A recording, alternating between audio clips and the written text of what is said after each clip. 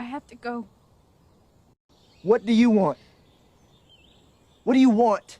It's not that simple. What do you want? God damn it. What do you want?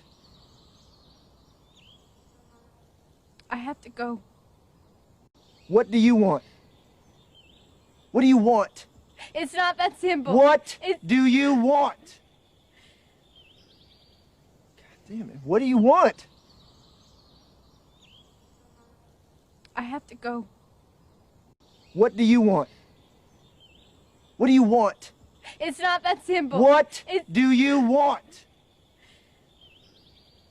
God damn it. What do you want? I have to go. What do you want? What do you want? It's not that simple. What do you want? Hey, welcome so much to this stream. I'm so sorry about the little delay we had. I just had a little bit of a problem here with my network. I'm using a new machine now, so obviously like I had like a couple of glitches and things, but it's all solved now. I think everyone is watching now, but we did had a little glitch, and that's why you guys were kicked off of the stream. Welcome everyone. Just showed you like one of my favorite TV shows when I was a kid. It was the A-Team. It's really old. I was like maybe 6 or 7 years old when I used to watch that with my parents, with my father especially. But welcome to this stream today. I hope you've had a wonderful weekend. Hope you can see me well. I hope you can hear me well. Like I said, I've changed machines where I do my stream, so I hope this machine is up and running, and hope you can hear my voice correctly. Hope you can see my image correctly as well. Please let me know on the chat if you're having any issues whatsoever regarding viewing this stream. So let me know and give me any feedback if you have any issues. But as always, I always start the same way. We always start with, remember that today is Monday. So on Mondays, we tend to basically start off with, a Q&A. So this is a Q&A session where I'll be playing a video game. In this case, I'm playing Silent Hill on an original PlayStation 1. So I'm playing Silent Hill, and then basically it's a Q&A session. So that means you can ask questions. You can ask me questions about my career. You can ask me questions, about visual effects. You can also ask me questions about showreels or how to behave on an interview. Anything really goes. Like whatever you want to know and whatever you need help with, I'm here to help. If you also want to show a showreel, just make sure you share it on the chat. Obviously, be aware that the showreel will be viewed by everyone on the stream. And so I hope you have a lot of questions today. I hope we have a really good session. So before we go to the session, as I always do every week, I'm going to thank my supporters, because of course, obviously, without my supporters, I would not be able to do these streams. So I would like to start off by thanking some of my latest supporters. So I have Westpax, which is a new follower on Twitch. Thank you so much, Westpac.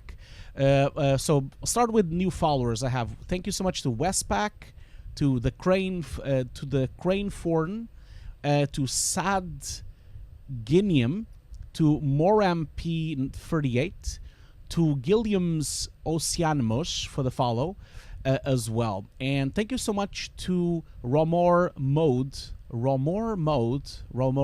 I guess, for the subscription tier 1. Much appreciated for the subscription. Because of your subscriptions, I can kind of keep doing these streams. Thank you so much for that. Also would like to thank Mushitsu for the follow. Also would like to thank AM underscore P24 for the follow. Androiskyo for the follow. Jane SA for the follow. And also Prem Behav for the subscription tier 1. Much appreciated for the subscription. I would also like to thank KK Geller for the pledge $1 on Patreon. Also would like to thank TCC for the pledge of $20 on Patreon. Also, of course, TC80 with the subscription went tier 1. I'm assuming TC80 is the same as TCC on Patreon. Also, thank you so much to Borsan Nicola for the subscription tier 1. Much appreciated. And for Josh Foster 2 for the subscription tier 1.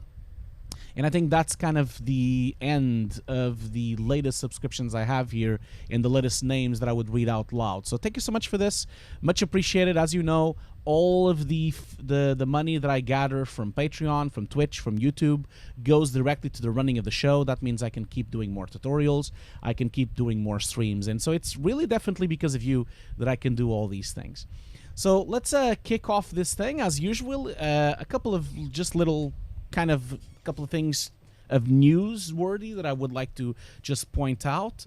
I'll start off by just letting you know that if you are interested on my Nuke Kickstarter course, it is still possible to sign up. So you just need to go to this webpage. I'm going to just put it on the chat. And so if you go to this webpage, sorry, just by mistake, I just put it down here. So I'm just going to copy it over here.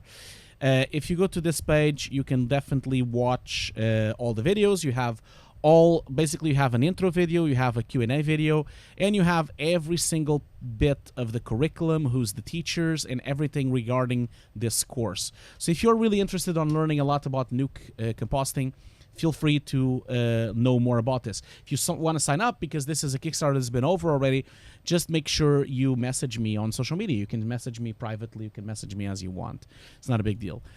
Also, don't forget that I have a couple of new videos on Hugo's Desk. So now, like I said last week, I'm always going to do videos every Wednesday. So new videos that I have here are, I have a nuke deep compositing little small workshop, 27 minutes long, that I recorded at the M3Con last year, this year on Macedonia. So have a look at that video. It's doing really well. It has already 1,000 views. Then I have, of course, I have part 1 and part 2 of the Twitch streams. Don't forget that the Twitch streams get deleted by Twitch 60 days after broadcast. And then once they're deleted, they become exclusive to my Patreons. And then 4 months after they are viewed by my Patreons, then they become available on YouTube. They're doing really well. I already have almost 3,000 views on the part 1 and almost 2,500 views on part 2. Also, don't forget I have like a review of a monitor, a 4K monitor, a professional monitor as well.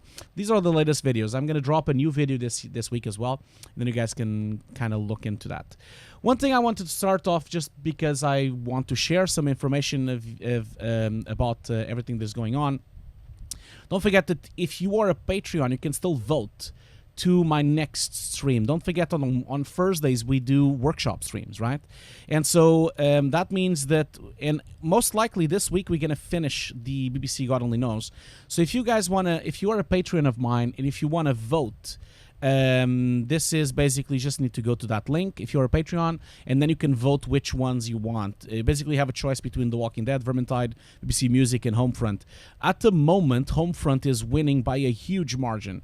We only have 6 hours left on the voting, and it already has 24 votes. So I do think Homefront will win, and I think that's okay. That's absolutely fine. I'm very happy with that. So I'm going to wrap it up like this for the moment and switch to Silent Hill, because I think we should just like get on with it, because I do want to finish this game. First off, like usual, PlayStation always forgets to put analog sticks. I need to like swap that around. We already have one question already, so which is cool. So I'm gonna just like basically I need to put sound on me because I can't hear a thing about the game. I hope you can hear the game though, and I'm gonna just like hit continue for Silent Hill. So we are almost done with the game, by the way. We're basically just reaching the last chapter of the game. So I'm hoping we're gonna be done soon. I hope so. But I have a first question here. So I have a question from Ronnie Rodriguez 01. Thank you so much for thank you so much for being the first question. Oh shit. Oh, this is not where I was. Wait a minute. I think I by mistake loaded the wrong save. Let me just load up the correct save and then we can continue. But in the meantime, thank you so much, Ronnie Rodriguez 01, for the first question. So I'm going to hopefully this doesn't crash. Here you go. I'm going to start by that question as soon as I can just boot up Silent Hill. His question is, hi Hugo, I was planning to upgrade my Patreon to $25 so I could have access to your Nuke scripts. But at home, I only have Nuke non-commercial. Can I open your script with non-commercial? Also, how many scripts can I expect from you? Any chance to get hold of a project from past months? So yeah, so Ronnie Rodriguez, basically you don't need to support my channel at 25. You just need to support my channel at $20, not 25. 25 is for the private Q&As. So if you just become a patron of $20, then you can have access to the scripts. Basically, the way it works is that the scripts, I deliver a script per month, 1 script per month. That means that I'll give you a choice. So far, I have 10 scripts. I basically have 10 scripts that I've delivered so far, and basically I'll give you a pick. You know, you can then pick whatever script you want from those 10. Unfortunately, there's one problem. You're gonna have to use nuke actually working. I think some of the nodes will not operate correctly, so maybe you have to install nuke for 30 days. You know, you can, or if you're a student, you can probably buy a student license. You know, but keep that in mind that you might have some problems with that. Okay, so I don't really remember where we were, but I think we had to go through here. Basically, it's gonna be a boss at the moment, and actually, because it's a boss, I'm actually gonna gear up with some heavy-duty guns. So I have like a shotgun here somewhere. So I hope that answered your question. But thank you. But first of all, I should say thank you so much for you know, wanting to support my channel. It means a lot to me. Means really a lot to me. So Logtolini is saying SingStar. What do you mean? You want me to play SingStar? Oh man, don't say that. I don't like SingStar. I'm not gonna play SingStar. Imagine that. I sing so badly as well. So you don't want to hear me play SingStar. Okay, you guys are awfully quiet, so don't forget, you can ask any questions. It could be questions about visual effects. It could be questions... where do I have to go? It could be questions about my career. You can also ask me questions about showreels, you know. Imagine that you want to know a bit more how to set up a showreel. Imagine you want to know a bit more how to conduct an interview, to try to get a job. So don't be shy, you know, like just feel free to ask whatever you want. That's why we're doing this stream. It's basically a Q&A. Now, where do I have to go? Can't remember. There's no map, by the way, so I'm a bit lost on this level, of course. Okay, I think it's this way. There's some kind of... Oh yeah, here we go. We have a staircase here, so I think that's gonna be what I want. Oh, you just saw it on the PS menu. Yeah, you know why you saw it on the PS menu? Because it's included with PlayStation 3, so you can't remove it from the menu. It's not mine, I can tell you that. So I haven't bought SingStar. It's just that it's kind of gets included in PlayStation 3 because it was part of PlayStation Plus. So, okay, cool. So let's get on with this. As I remember, this is a boss. So let's see if we can win this boss. Hope so. Okay, terrific cinematic as usual. Don't be shy, guys. Just ask whatever you want. I can hardly see her. So badly rendered. Don't be shy. Ask me questions. I can see that there's a bunch of people online. If you guys want to know how to get into the industry, if you guys want to know a little bit more about showreels, or if you want to share a showreel. Oh shit, she's like a zombie. This is not gonna go well, is it? Okay, she's like a zombie. Okay, so I need to, I guess, kill her. Well, let's, uh-oh. Okay, that's nice. Oh, great. Okay, so she was friendly. Shit. Oh my god. We have the glitch again.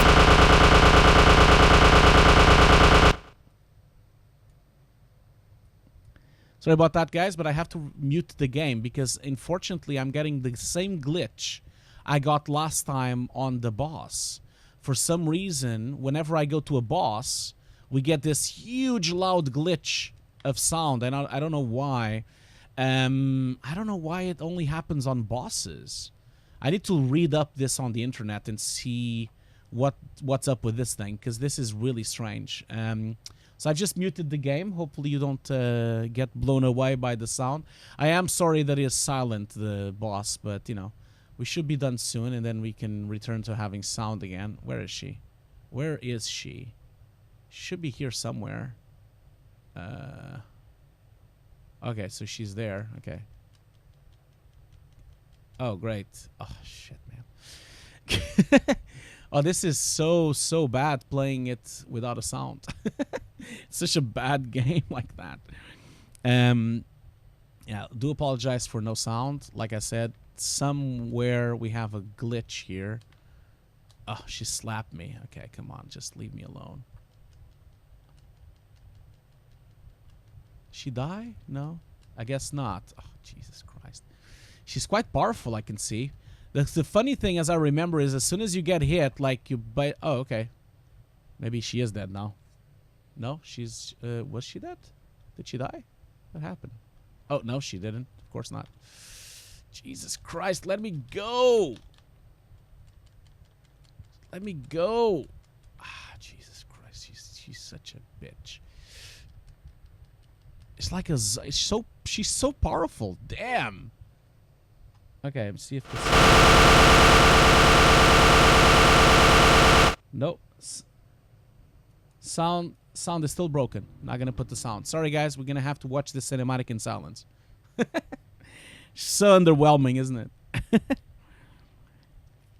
Well, the game is filled with glitches, so that's no surprise to me. I think this game is so glitchy. So it is a Konami game. I'm not surprised. Okay, she's dead now, I guess.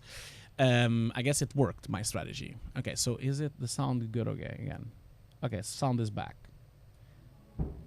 So for some reason, it was so loud, that sound. Jesus. Should be good now. Okay, cool. Sound is back. Hopefully, it's all good.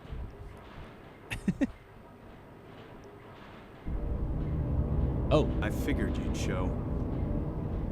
Hold it right there. I don't know who you are or what you're trying to do, and I don't care. Just one thing. Let Cheryl go. That's all I ask. What? Oh, great. She has telekinetic powers. That's fantastic. Fantastic. Why does he use the shotgun and just kill her? Okay, so there's like some kind of bar here. We should be up and going to the last chapter now. That should be the last chapter now. So that means we only have one chapter to go. Wow, those are some beautiful graphics.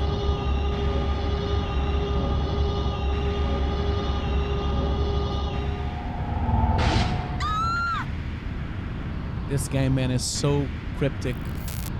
No one understands anything's going on. Where's Cheryl? Give me back my daughter. Okay. We meet at last, Alessa. Dahlia Gillespie? Where's Cheryl? Where is she?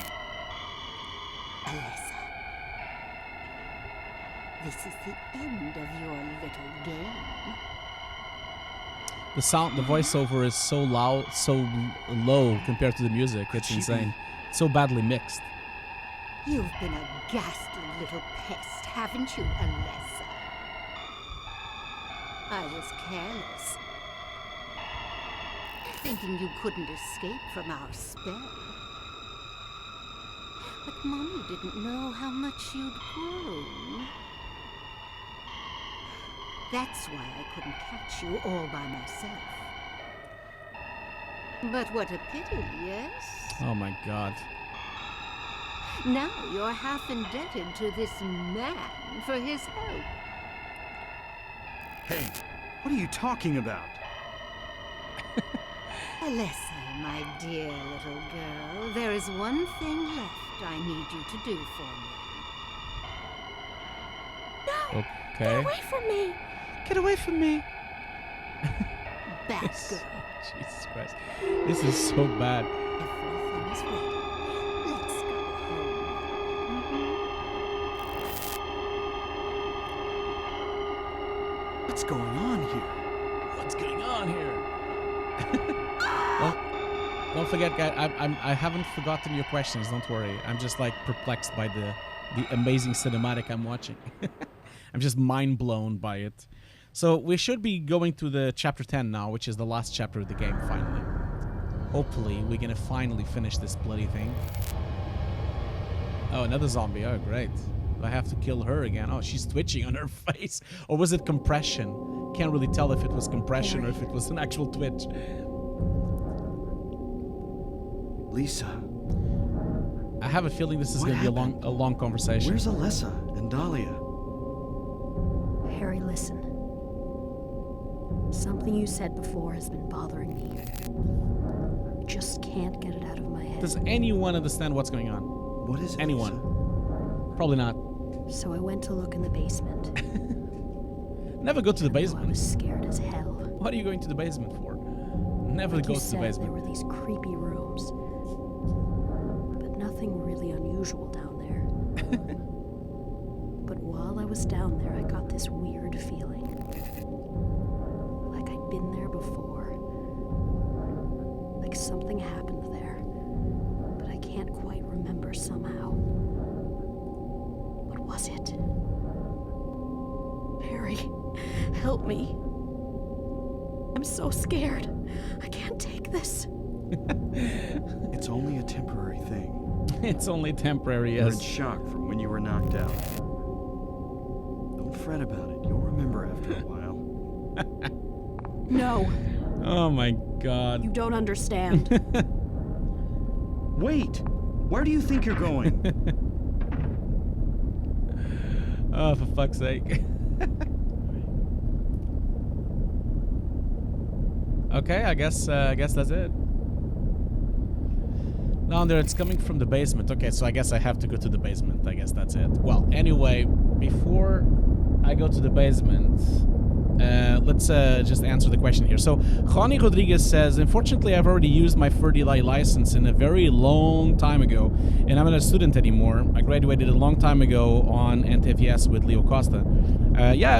Oh, I see. You are Juani Rodriguez. Okay, I wasn't recognizing you just by the name. Obviously, I thought it was another name. I know who you are, man. Welcome to the stream. Thank you so much for being here, Ronnie. So I think he says also, I'm just enjoying supporting your page and learning a few new tricks time to time. Any other idea of how I can take full advantage of having access to the script? So, if you have another machine, you should know that you can install Nuke Trial, the 30-day trial. You can install it as long as it's another machine with another Ethernet, you know. So, the Ethernet number, basically the main ID of the internet of the computer, is what differentiates the licenses. Also, when they version up the Nuke, you tend to be able to install it again. So that means whenever they release like Nuke 10 and then Nuke 11 and then Nuke 12, whenever they have a massive version, you can do a trial again. So maybe try to do a trial again, or maybe in that case, maybe I can send you a script and maybe it does work. I'm not entirely sure if you can get a full script or not with Nuke non-commercial. I'm not entirely sure. Maybe it works the other way around. You know, maybe you can open a regular script in Nuke non-commercial. But I definitely know that it's not possible the other way around. You can't do something in non-commercial and then open it in the regular Nuke. That's not possible. So maybe that's the thing to test. Maybe just contact me on Patreon and I can send you a script and then we can kind of see if it works, you know. So hopefully I can help you with that. Okay, so do I go to the left or to the right door? Another question here I have here is Boris ABC is asking, can you talk about the mistakes people do on showreels? Cool, I can definitely do that. Happy to answer that. So I also have a question here from Peter Masek that says, how is Benefit in work on a Mac versus PC, and what do you like on him? Sorry for a very often question. And he also says, and I like your work for a community. Thank you so much for that, Peter. Thank you so much. Regarding my question, my talking about Nuke and Mac and Windows, let me answer that after I answer Boris, you know, okay? So I'm gonna answer Boris first and see how that goes. So Boris ABC is asking, could you talk about the mistakes people do in showreels? So here's a couple of mistakes people do in showreels. First off, I really need to do a video about this, by the way. And by the way, guys, if you think the Silent Hills game is too loud, let me know, okay? Because I can lower just the sound of the game. So first mistake I would say is people tend to make showreels more than 3 minutes long. You'd never want to do a showreel that long, okay? You want to make sure your showreel never goes over 2 minutes. The objective of a showreel should be to be maybe a minute and a half long. So you want to make sure you make the this is a really nice angle. Look at that. This is a really nice, this is a really scary angle. It's really cool. Now the soundtrack is really kicking up. Now this is the last chapter, so everything is going to get kicked up here. What happened in this town? No one knows. What could be making things like this? I have a feeling if I take the elevator down, I'll find it. Oh, look at the slow motion. Look at that. Beautiful. Cheryl.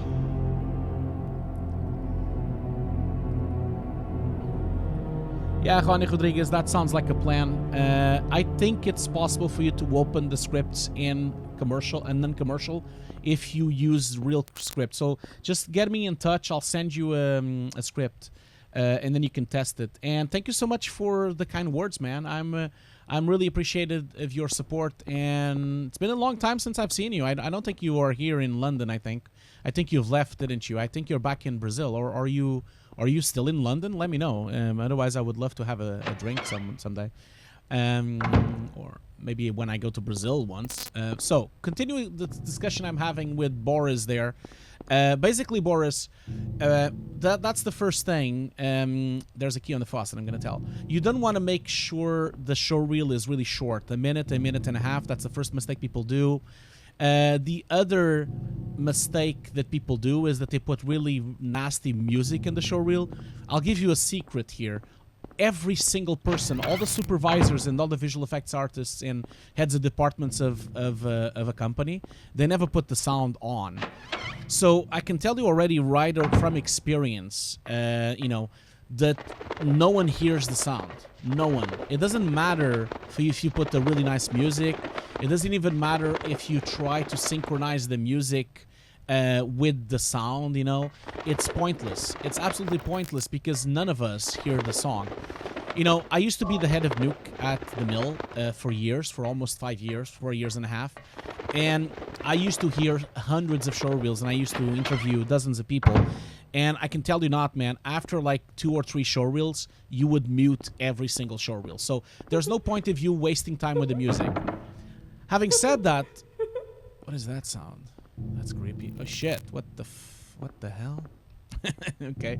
Having said that, the other thing you want to be careful is to not put anything that would be like offensive to anyone. You know, you really want to make sure you don't put any songs that have a lot of curse words. You don't want to make sure your songs is quite straightforward. You just want to make sure you don't offend anyone. You know, so maybe stay away from metal. Stay away from really heavy songs. You know, try to keep it simple. You know, I think that would be the best way. Other mistakes that people do when they do showreels, another thing they do is they tend to put, they don't tend to focus, you know. So what I mean with that is what you want to do on your showreel is you want to start with your most important project, okay? So you start with your most important project, and that means that the most important shot is the first thing someone is going to watch. And why is that important? This is important because a lot of times when we're watching hundreds of showreels, the first thing I'm going to do is I'm going to just watch the first 10 seconds. If in the first 10 seconds I don't get blown away by your showreel, I might just swap to the next one. This is just a fact of life, you know. We have so many showreels to watch, we'll just ignore the showreels if it's not really good on the first shot. So always remember to put your best shot on the first few seconds, you know. And also don't waste time putting another mistake I see, Boris. I'm not really reading these things. Maybe I should reading. Old clock. There is a square hole in the center of the clock. The hands of the clock is a key. Okay, the hands of the clock. It's a key. I can't get to it because of the glass cover. Okay, so I already found 3 keys and I can't get it. That's great. So you know, Boris, like a lot of people also by mistake they. Is she gonna die? Yes, she is. Okay, there's another one here. Okay. Another mistake people do in their showreels is that they put a really long intro with a really fancy animation with a lot of graphics. There is literally no point of you doing that. The only thing I want to see on the showreel on the beginning is your name, your email, and your phone number. That's the only thing I want to see. Don't want to see any more stuff. don't want to see like fancy motion graphics. I'm not gonna hire you as a motion graphic artist. I'm gonna hire you as a composer. So don't waste time, don't lose time making really fancy graphics. So I guess those are other mistakes that people do on showreels. What else can I say? Oh, another thing I would say, please don't cover the screen with huge text. A lot of people tend to put on the bottom of the video and cover the video with text saying compositing breakdown, CG, compositing, roto, and they write all these informations on the video. Please make it really subtle, make it small. Don't make these texts really huge, okay? So it's really important for you to make sure you get it subtle, so that you don't want to make, you want to make sure people see the footage and the showreel. You don't want to distract from the shot itself, you know? Other mistakes people do, sometimes they do too long breakdowns, so I really don't need to see every single step of your script, you know? I don't need to see every single adjustment of color correction you made. I don't need to see every single little key that you made, every single roto. I just want to see the most important stuff. So if you have a shot, you want to make sure you just show background and then show the key, then show the roto, then show a bit of color correction, and then show the final. Always try to make sure you only do between 5 to 10 steps. Don't overdo it with the steps. And also doing the breakdown steps, do it quick, you know. Don't make it really slow, because otherwise it takes. If that was helpful. I have a bunch of people here also talking. Yeah, Sajals is saying to Boris, one thing that I feel is keep contact info in resume showreel so it's easy to copy paste. Really annoying when I have to type it. Yes, absolutely. That's true, Sajals.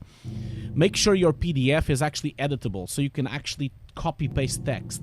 It's so annoying when it's just a photo or a still. It's so annoying. So please don't do that.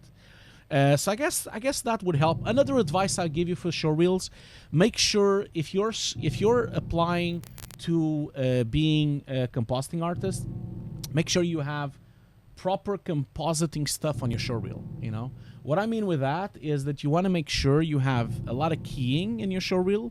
You want to make sure you have a lot of rotoscoping. You want to make sure you have painting and roto. You don't want to waste time with CG compositing and matte paintings. If you're applying as a junior compositor, don't waste time. Oh, great, go home. That's very helpful.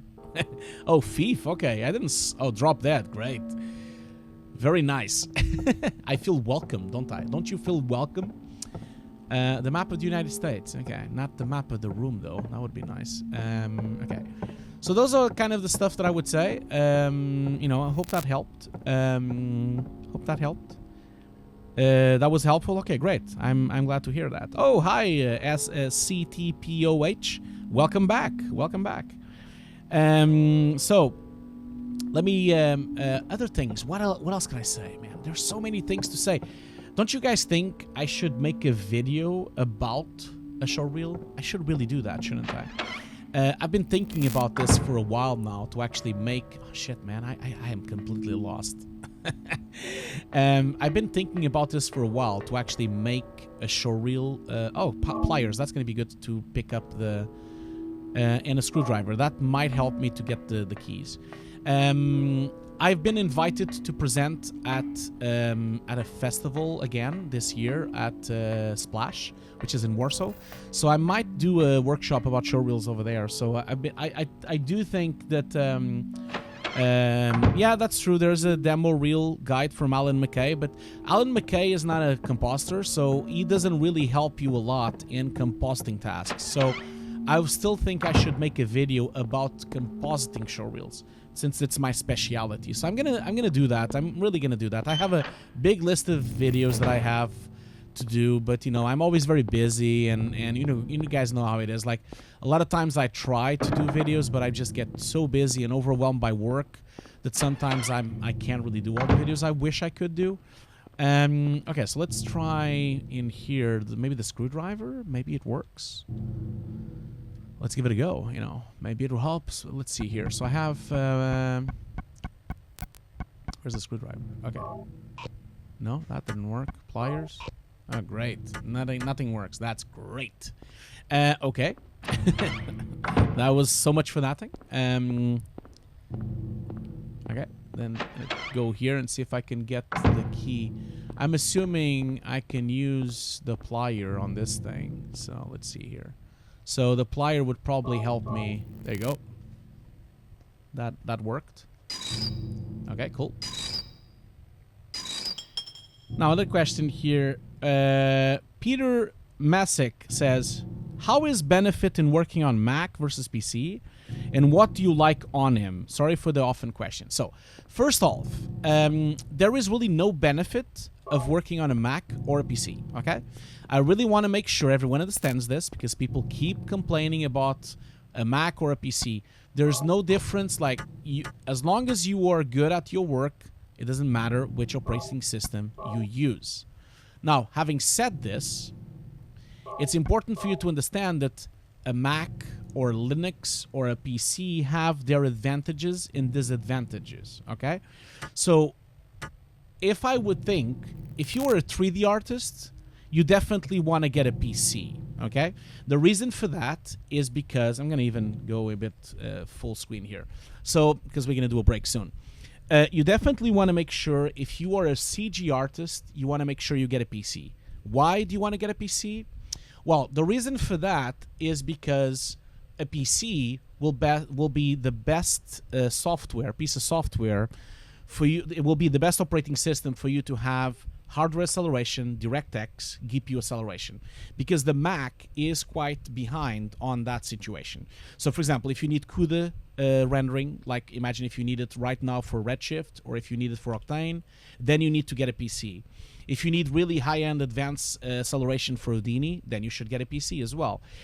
So anything to do with 3D, you should definitely get a PC because the PC has always been historically better in 3D. Not in the beginning, like if you go really back in the beginning of computing in the 80s and 90s, the Mac was actually better.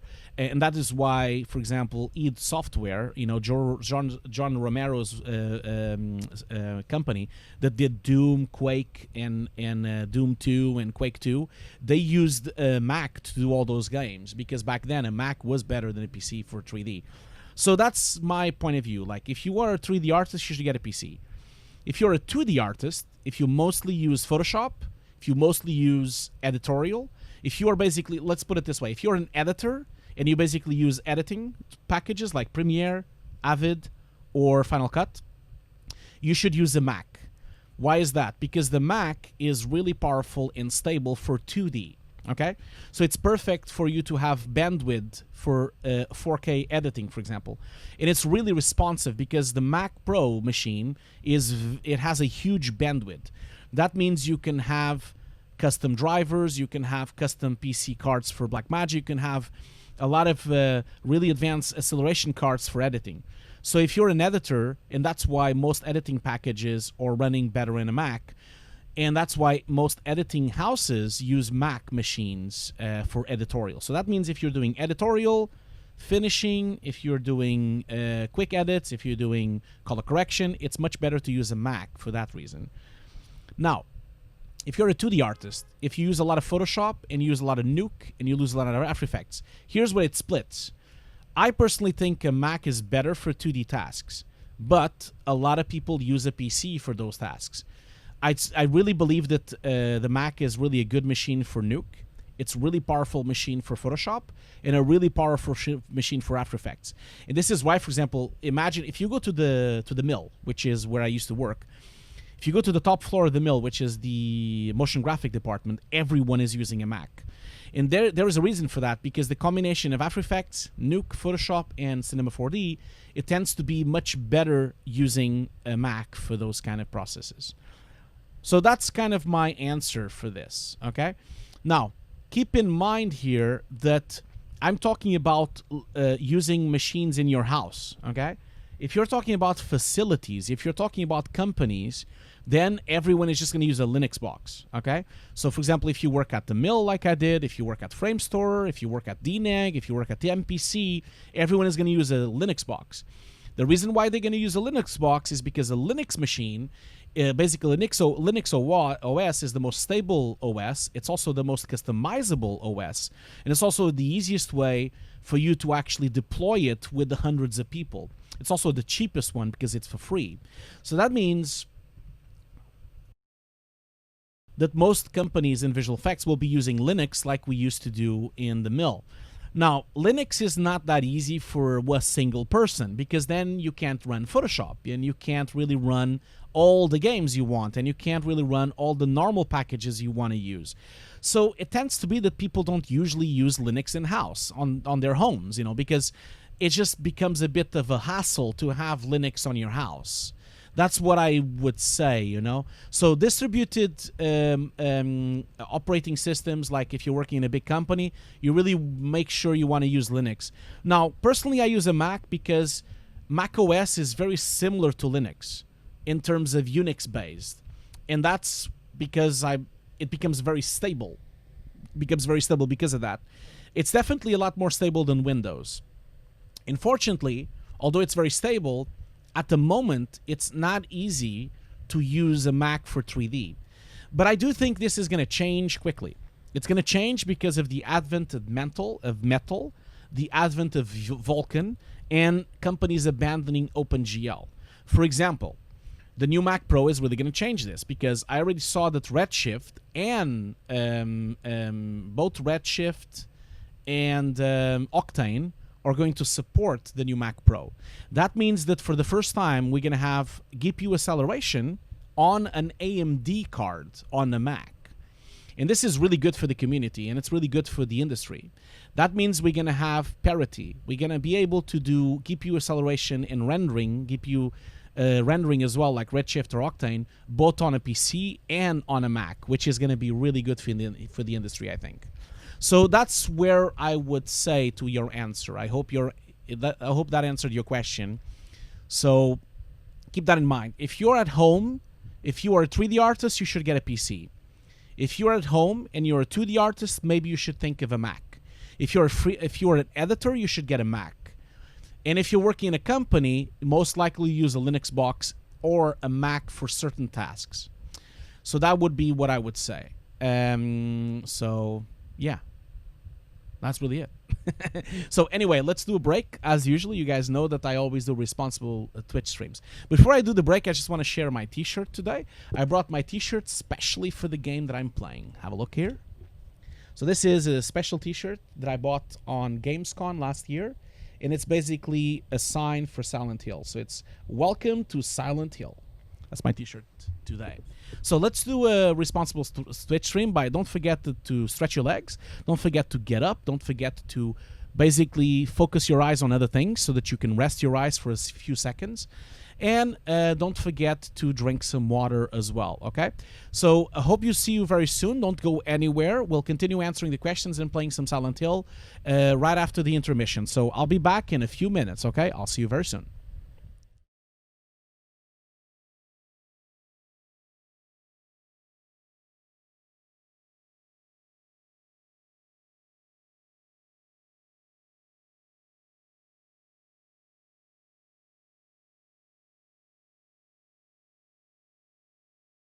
Okay, so I'm back. Hope you've stretched your legs. Hope you drank some water and rested your eyes, even if it's for only 30 seconds. So going back to the questions I have here, before I do the questions, I just wanted to thank also the latest followers that I have here. So I would like to thank Lino Arecon for the follow. I would like to thank Mikey Bond 777 for the follow.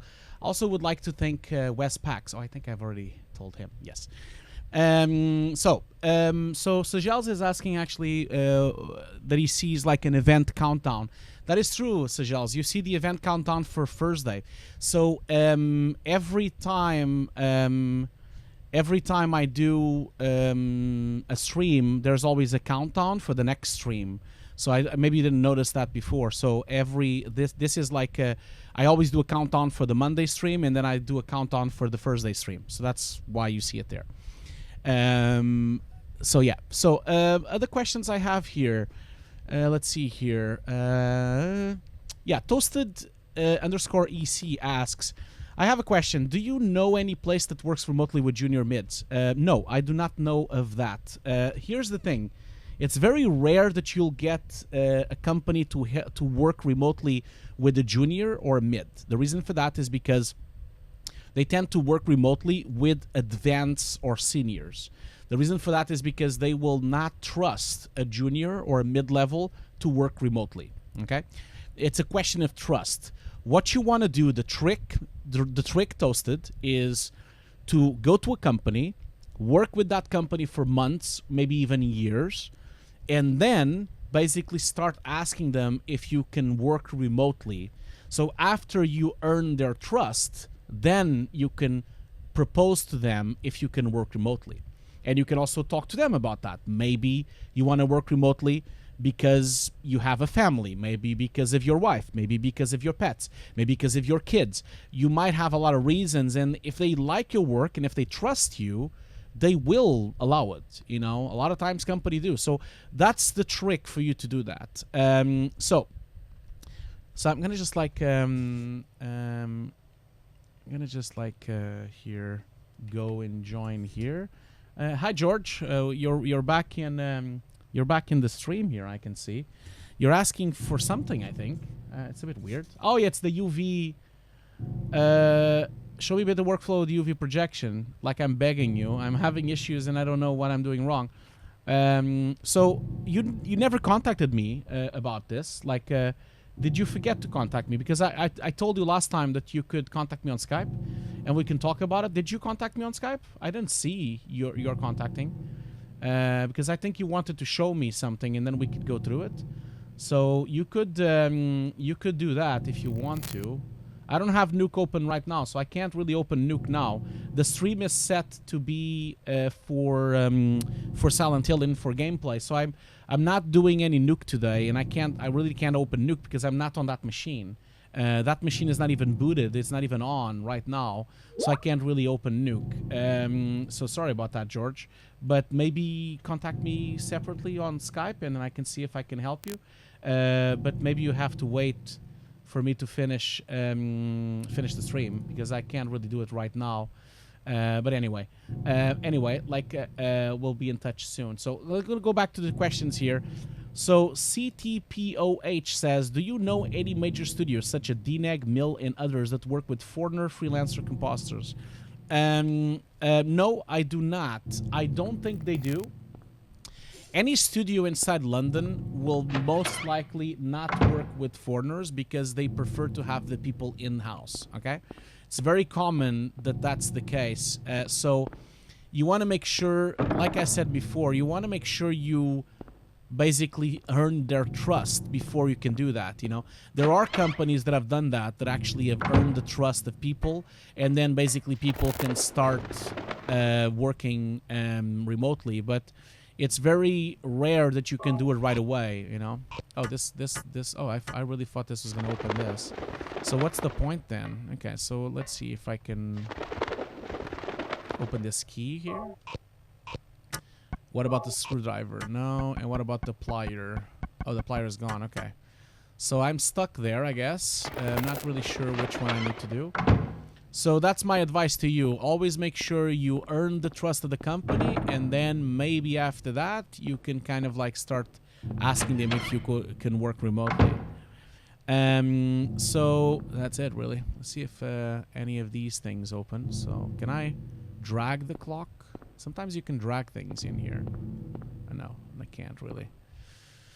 Okay, what about the screwdriver? Can the screwdriver be used here? The key cannot be used. Okay, fine. And the screwdriver can be used. Okay, this is great.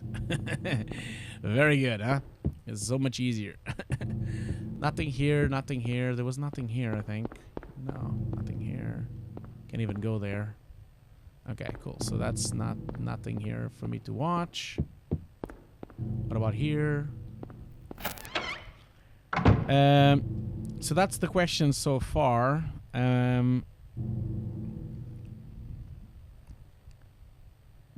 SS Track says from Russia. Hi, Russia.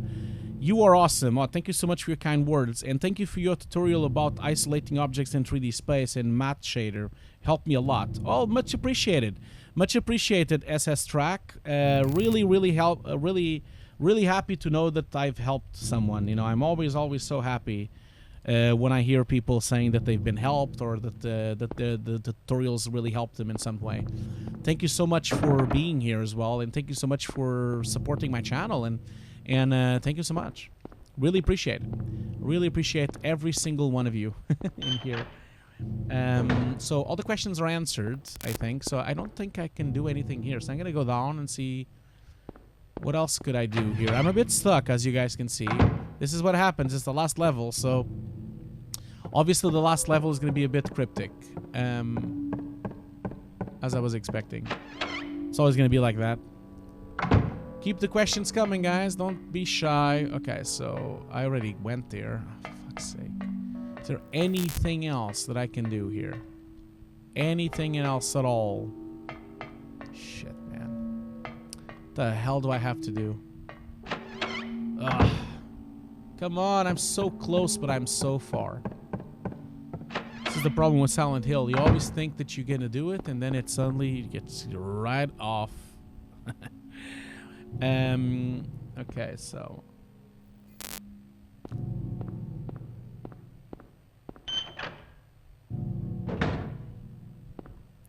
oh, I didn't notice that. Sorry, Shishels.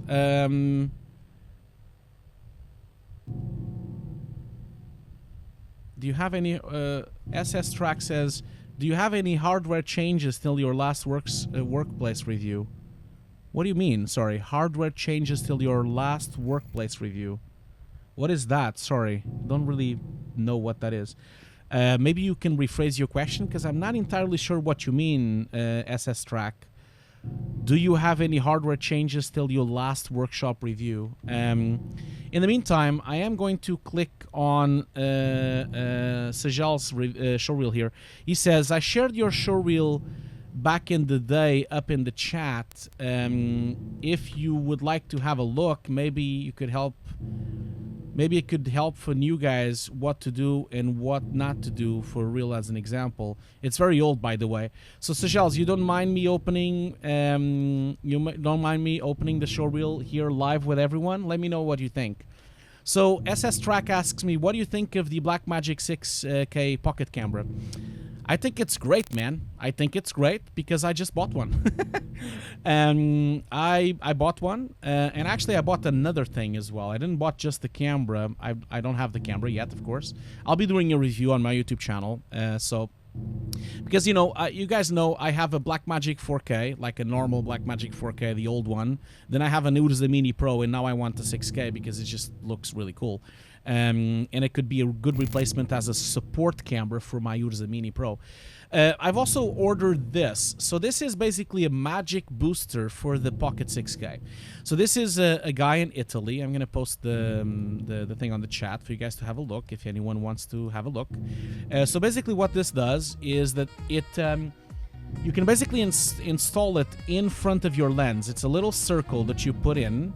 And basically what that does is you basically convert the camera, because, you know, the Pocket 6K camera has an APS-C sensor, which means it has a 1.5 crop factor. Okay, I'm not showing you the screen. Sorry about that. So what I was saying is, like, I've ordered this thing from Kickstarter. That's what I put on the chat there. So basically, I've ordered this. I've ordered, of course, my Blackmagic camera, which is going to be out probably, I think, next month. And then I ordered this, and this basically improves the crop factor. So you see here, the new Blackmagic Pocket has an APS-C sensor with 1.5 crop factor, which means it's a really big crop factor for a lens if you have a wide lens. Now, by putting this thing, which costs $499, you reduce the crop factor from 1.5 to 1.1, and you increase one f-stop. That means that, for example, if you have a lens which is a 1.2 f-stop, like I do with a 50mm, you can reduce it to 0.9 of f-stop, which is fantastic. It also is fully compatible with any Canon AFS lens. So this guy actually had it before for the Urza Mini Pro. You can actually see him installing the glass for the Urza Mini Pro. Basically, it's just a little piece of glass that he... Let me just scroll this here. See, it's like this piece of glass, and it's basically like a magnifying glass that allows you to have a smaller crop factor, and also allows you to have one extra f-stop of dynamic range, which is fantastic. And you can kind of see the improvements. It's a shame that the footage is so bad, but you can kind of see that this is the original footage that he shot with a Blackmagic 6K, and that's with the Magic Booster, you see. Basically, the crop factor from 1.5 to 1.1 is a huge improvement. Basically, you start off with this kind of crop. As you can see, the house is quite cropped, and then basically suddenly it just becomes like that because you get so much more field of view. So yeah, I can't wait to get this camera. Hope it arrives soon, because I can't wait to use it next to my Blackmagic. If it will void the warranty, I don't know. I mean, I don't really care if it voids the warranty. I can just put it back again. It's fine. It's fine. No one cares. And it's, you know, if it breaks, I can just call them up. So I'm going to start by opening up Sajel's showreel here, so we can have a look. And Sajel's, I'm happy that you want to share it with everyone. So thank you so much, Sajel's, for that. I'm just going to put it on my screen here, and let's have a look at your showreel. So, I won't put music, okay, Sajel's. The reason I won't do that is because otherwise it will be flagged on YouTube, okay? So I'm going to just mute your showreel. I want to put any music. So I'm just going to start this showreel and then let's watch it. It's 3.5 minutes long, really long. Let's have a look. I'm just going to do one thing. I'm going to put full screen. So let's have a look at the showreel. So this is 2011, which is really old already. So do you have a latest showreel, or is this your latest showreel? It's very compressed as well. But I mean, it's 2011, so there wasn't... I guess this was the maximum quality you could get, but I can't really get... Can I get higher quality? Okay, 480p is the maximum. Okay.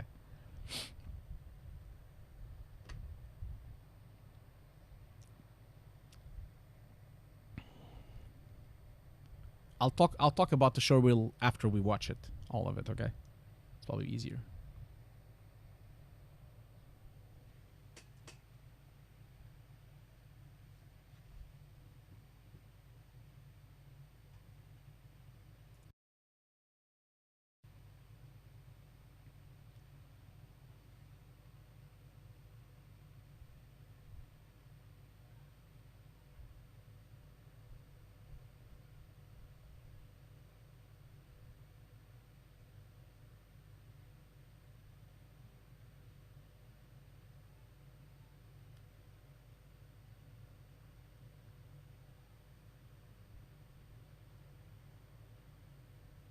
That is a long showreel, man.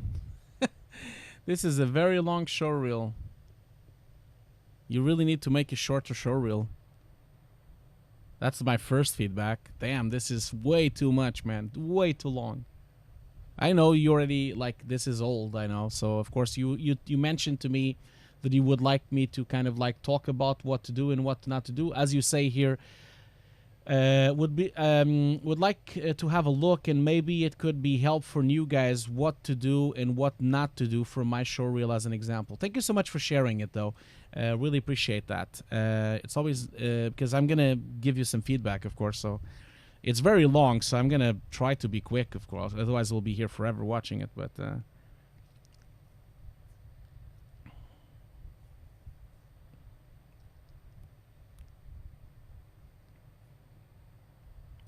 still another minute to go. Damn. You see, this is a problem. I'll start already giving some feedback. If I would have gotten this showreel at the mill when I was the head of Nuke over there, I would have already stopped the showreel because it's way too long. Like, I wouldn't just... I just would not have the patience to watch this. And I think no head of department would ever have patience to watch this at all. Like, so keep that in mind. The other thing I also would say is that it's really low quality as well. In terms of quality, I mean in terms of encoding quality and compression and such, basically resolution. It's really blurry, and sometimes it's really hard for you to notice the visual effects because it's so blurry. So keep that in mind as well.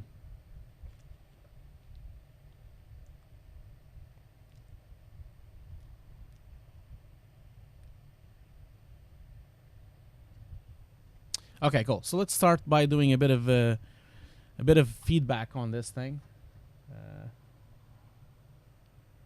So, some feedback here. No. I want to watch it again.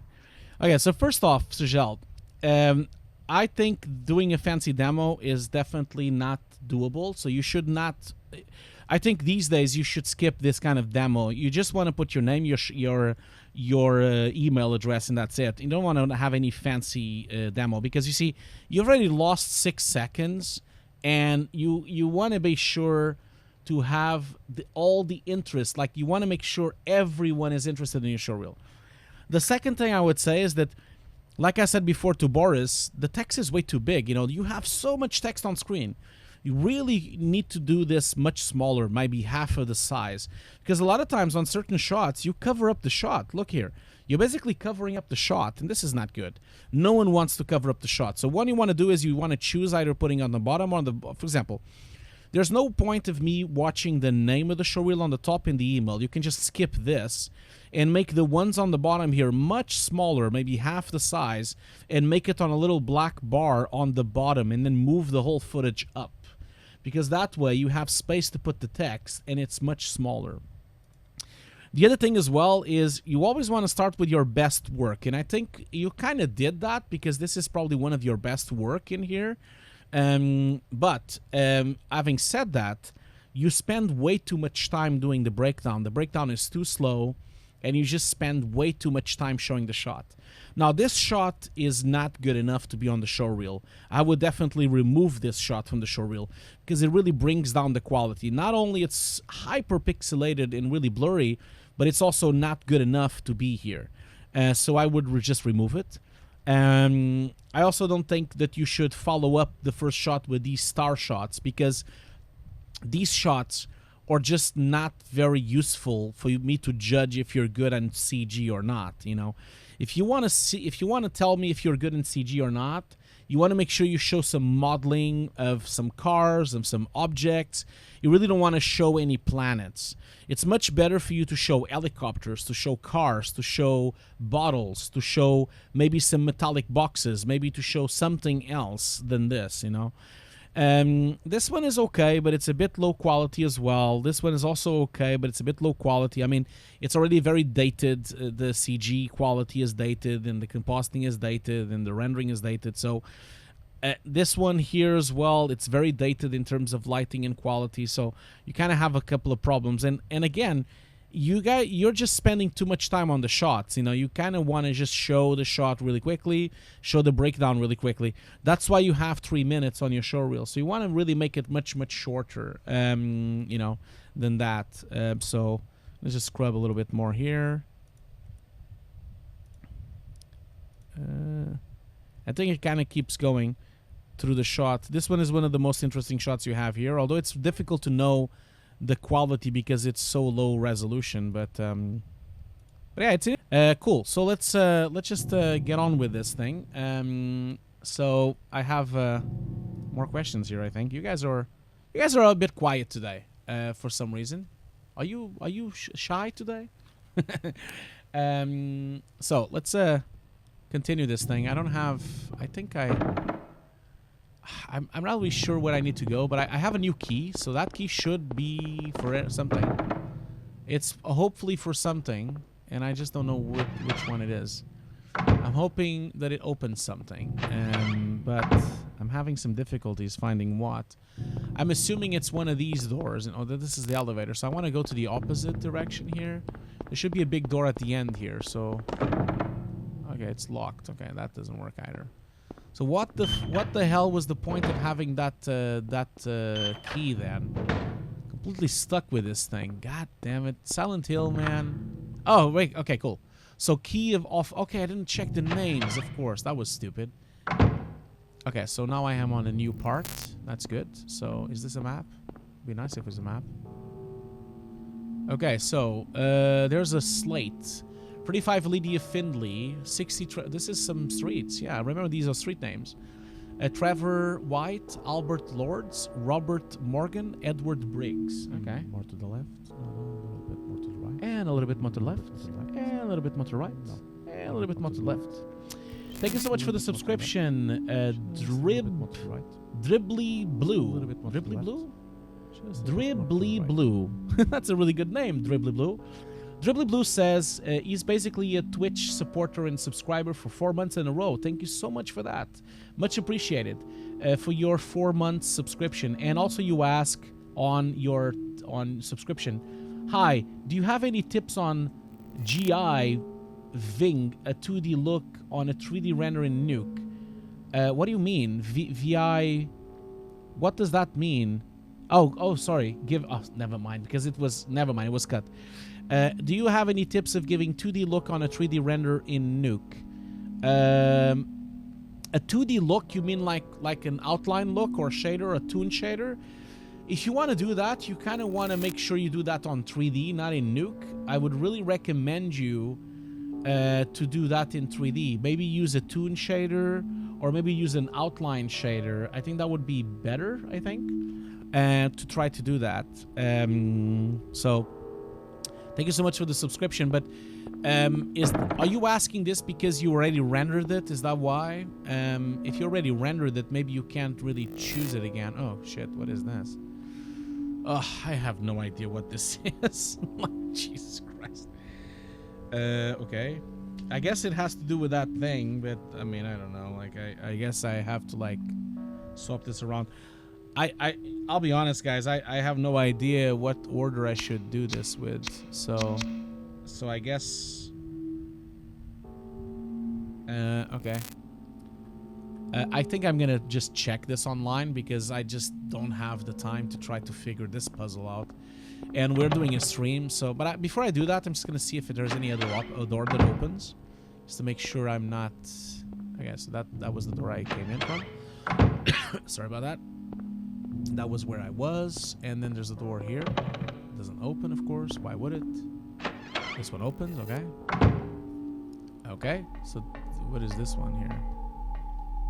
So what's happening here? Oh, 0. Okay, with the fishes. So these are fish. So okay, so these are okay. Cancer. Okay, number 2 is cancer. A bowl is number 4. Okay. Okay. Cancer twin. Okay. Balance. Okay. Oh, okay, great. Now I have to probably do something here. Oh, damn. All these puzzles, man. I haven't read anything. I haven't really I'm not paying attention, so it's like, really? I don't even know what I should look into. Okay, well, I mean, I will. I don't know. What's that door that I came in? Let me just double check. I don't have a map, so it's all a bit like, it's all a bit screwed. Okay, that's closed as well. Okay, that's closed as well. Of course it is. And that's the panel I went to, I think, isn't it? No, okay. Names engraved on lithograph, the Grim Reaper's list. Yes, the head count is set, young and old lined up in order of age. Then the path opens, waiting them, the frenzy, the feast of death. Oh, great. Okay, that was not helpful. Okay, this is what happens when I'm just talking to you guys instead of playing the game. Okay, this is locked as well. I have to look these puzzles up, man. I have no idea what the puzzle should be. But in between that, I'm gonna just answer another question here. So the crane asks, how did you get started in VFX and compositing? Oh, this is a long story, man. Damn. It's a really long story, and I've already said this story many times, you know, so maybe I'll leave this story for a bit later, you know, because I do have a long story and it's gonna be long. Let's see here. So Sebra VFX, hi Hugo. Oh, welcome to the stream again. You're back. Sebra VFX asks, lately it's hard for me to join on time, but today I'm back. Thank you so much for being here. Think I can show you my reel, and if you find the time. Okay, so I just watched Sajel's showreel, so let's maybe do the showreel in maybe 20 minutes or so that we don't do 2 showreels on a time, okay? So let's do your showreel a bit later, just so that we don't do 2 in one go. SS Track says, what is your favorite movie in terms of CG and camera work, and what is your best movie excluding CG? I mean, I'm a big sucker for Stanley Kubrick, so I'm obsessed by Stanley Kubrick, as you can see on my back shelf here. This shelf here is only Stanley Kubrick books. So anything that Stanley Kubrick has done is some of my favorite work. So I think he's one of the best directors of all times. So I would really recommend you to watch some Stanley Kubrick. I would recommend you that. Okay, so okay, I'm gonna look at the web for this. So apparently I have to write the word alert. So I'm gonna do alerts. Okay, alerts. I know I shouldn't have done this, but I just don't have the patience to try to solve this puzzle since I'm just talking with you guys. I haven't been really focused in the game, so maybe I've missed something I should have read. Most likely I have missed something, so, you know, it's always going to be a bit tricky while I'm talking and trying to solve these really obtuse puzzles. These are puzzles from the 90s, you know, don't forget, the 90s is not easy with video games. Okay, so a bunch of dead people. Okay, that's nice. Oh, okay, what is that? And what do I do now? Okay, there's an amulet of Solomon. Take it? Yes. Okay, and what the hell do I do with that? This is not easy, man. Okay, so that wasn't helpful. Oh, is it a cutscene? Yes, it is a cutscene. Oh. Lisa, what's the matter with you? I get it now. Why I'm still alive even though everyone else is dead. I know, Sajels, David Fincher, yes, I love David Fincher as well, but David Fincher couldn't exist if Kubrick didn't exist, you know? So David Fincher borrows so much from Kubrick, you know? Kubrick is definitely my favorite director of all times. I would say also David Fincher is also very important for me. Please. I also say David Cronenberg, very important for me. David Lynch, very important for me as well. Those are my favorite directors of all times. Also John Carpenter as well. So, you know, there's a bunch of them, but what the hell is happening here? She's a zombie as well? Jesus Christ, what the hell? It's just like, Jesus Christ. Okay, is she a zombie? Oh, okay, another cutscene. Oh, we have a bit of song now. That's great. Oh shit, that doesn't look good. Great stuff. Oh, she's a zombie as well. Oh man, am I gonna end up killing everyone? I don't remember killing everyone back then. Jesus, what the hell is happening to this woman?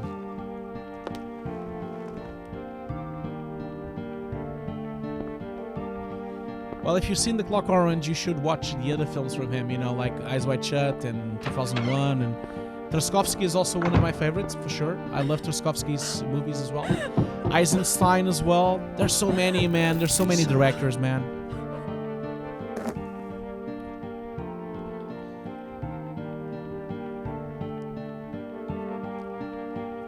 Crane, don't worry, the Crane. I will definitely tell you the story. I didn't mean sound like I wasn't going to tell you. I am going to tell you the story. I just didn't want to tell you right away.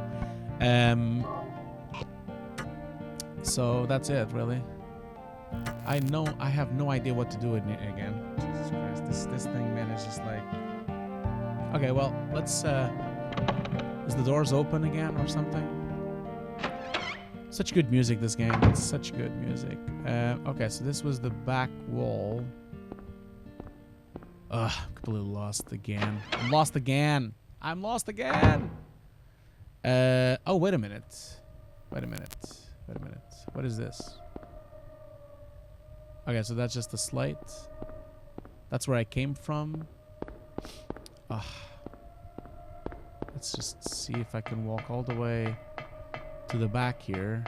I think there was another slate here or something. Yeah, that's true. So that's the names engraved for the pathways. And then this door was closed. This door was closed as well. This door was closed as well. Okay, that one is open. Oh yeah, that's right. I had this thing to do. And in here, I guess I have to get some numbers again. I have no idea. The astrologic puzzle. I don't know. I need to like check this out again because I just don't know. I'm pretty lost now, so I'm gonna just do this. The music is getting really loud now as well. That's nice. Such a good soundtrack. Okay, so I'm gonna just go jump into a couple of questions before we do another break. Okay. So, I'll open the Showreel Zebra VFX. I'll open the Showreel soon. Okay. So just gonna jump into a few questions here. Basically, let's see here. Let's see.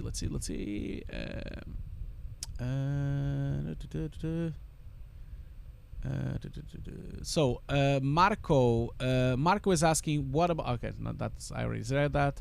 So Wolf Poly 3D, I like that name. Wolf Poly 3D. Hi Hugo, I really appreciate all the content you create for the community. Really good stuff. Just wondering, can you explain a bit about your pipeline working with other artists remotely? I'm asking as I have been working as a generalist for a long time now, and I have my own pipeline, but that will probably be useless when running a team.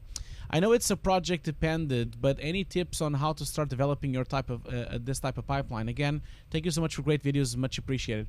Well, a pipeline is usually created by, basically what I did was I basically did a pipeline that was very similar to the one I used to have at the mill. Basically a pipeline that can make folders automatically. It can share the scripts with everyone. It also can synchronize all the files automatically.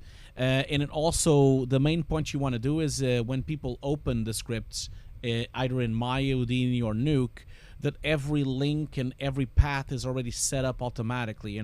That's kind of the type of pipeline you want to do. And then you want to integrate it with F-Track or something like that. There's no secret for you to do a pipeline.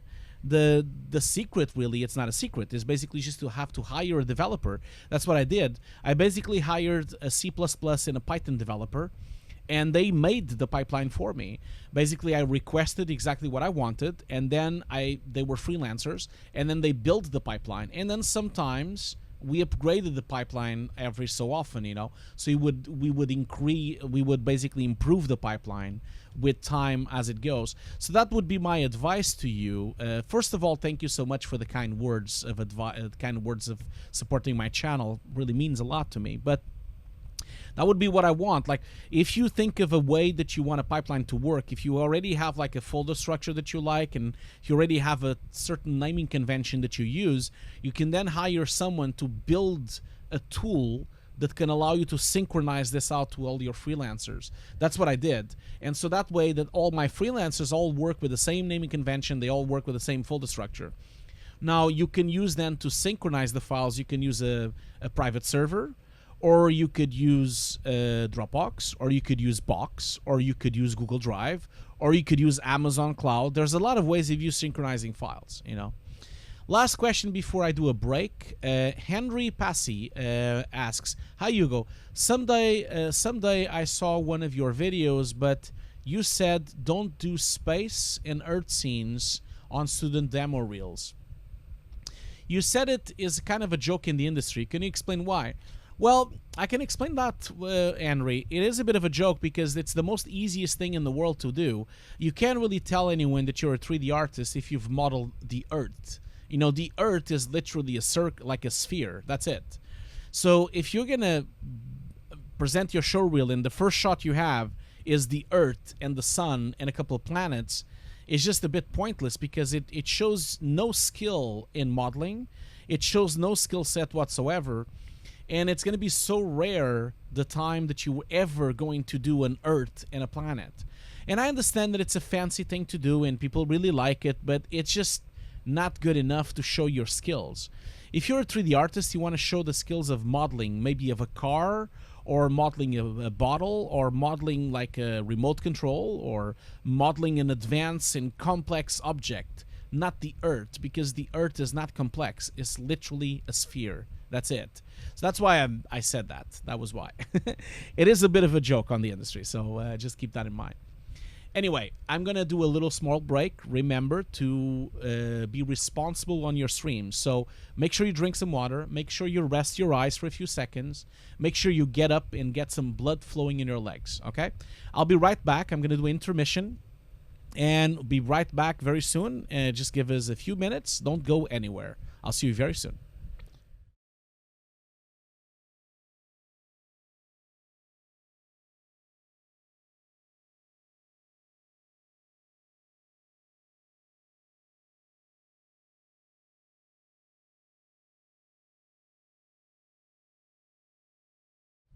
Okay, so I'm back. I hope you've stretched your legs. I hope you've drank some water. So Enric says, but what if it's a composting showreel? Well, if it's a composting showreel, then I think it's even worse. Because if you're a composter, why would you waste time having the earth as a comp? Remember, if you are a composter, all the companies are looking for is for you to do keying, for you to do rotoscoping, for you to do painting, for you to do matte painting, and for you to basically, you know, to comp in CG in live action. They do not hire you to comp the earth, you know, so keep that in mind, Anna, okay? So that's something you want to make sure. Okay, so like I said, so that's why I'm saying it's a bit of a joke, because you're really not going to earn any favors in a company in visual effects if you do some earth and planets, you know. Okay, so like I said, I really don't have the patience to try to figure out this puzzle, so I've looked up on the web the puzzle, so I'm gonna just do it here. So in here I need to put number 6. Okay, and then the next one is number 4. I'm sure this would have been, this is number 4. This is number 4. And then the next one is number 8. Number 8 for Gemini. Number 8. Okay, cool. Something has happened. That's great. Okay. That's nice of him. Okay, so this is the Stone of Time. Take it. What the hell is the Stone of Time? Oh, Jesus, this game is so cryptic. What is the Stone of Time? Okay, let's have a look. Where is it? Where is it? Oh, okay, here we go. I can't watch it, can't use it, can't do anything with it. Okay. Okay, so MC Alabi asks, could you explain me how to fill up the NDA?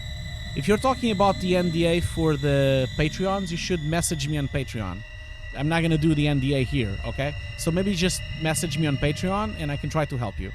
But it's very simple. You just have to put your name, your address, and your signature. That's what you have to put on an NDA.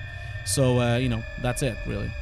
So yeah, and Sajel's already posted the link for that, because I did that last week as well. So if you guys wanted the color edge, Sajel's just linked the color edge gizmo there, okay? So you guys can kind of like go there. Okay, cool. Alright, so I'm gonna just move on. I have no idea where to go, but I'm gonna just go out. Oh shit. Oh, god damn it. Don't scare me like that. Oh man. Oh shit, man, I'm gonna die. I'm just gonna get this thing here.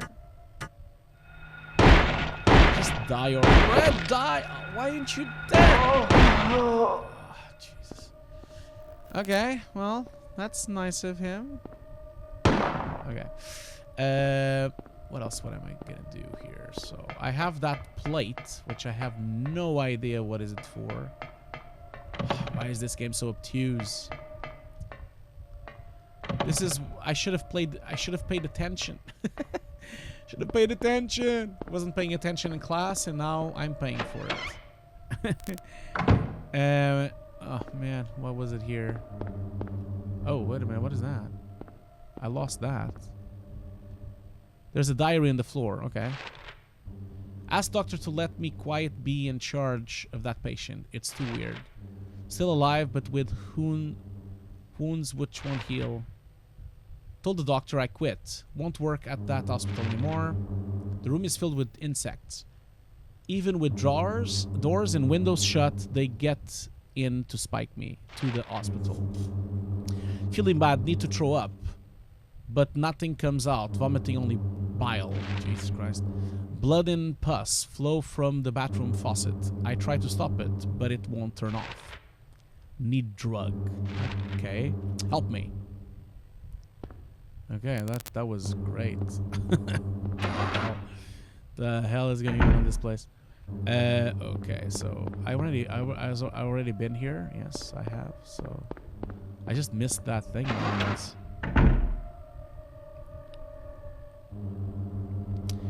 Okay, so I'm gonna go back into the first question. So I had a question here from the Crane.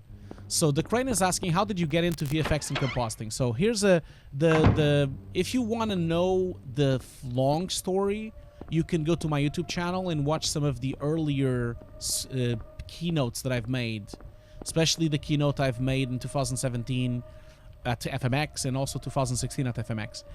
But long story short, I was obsessed with cinema, especially Stanley Kubrick.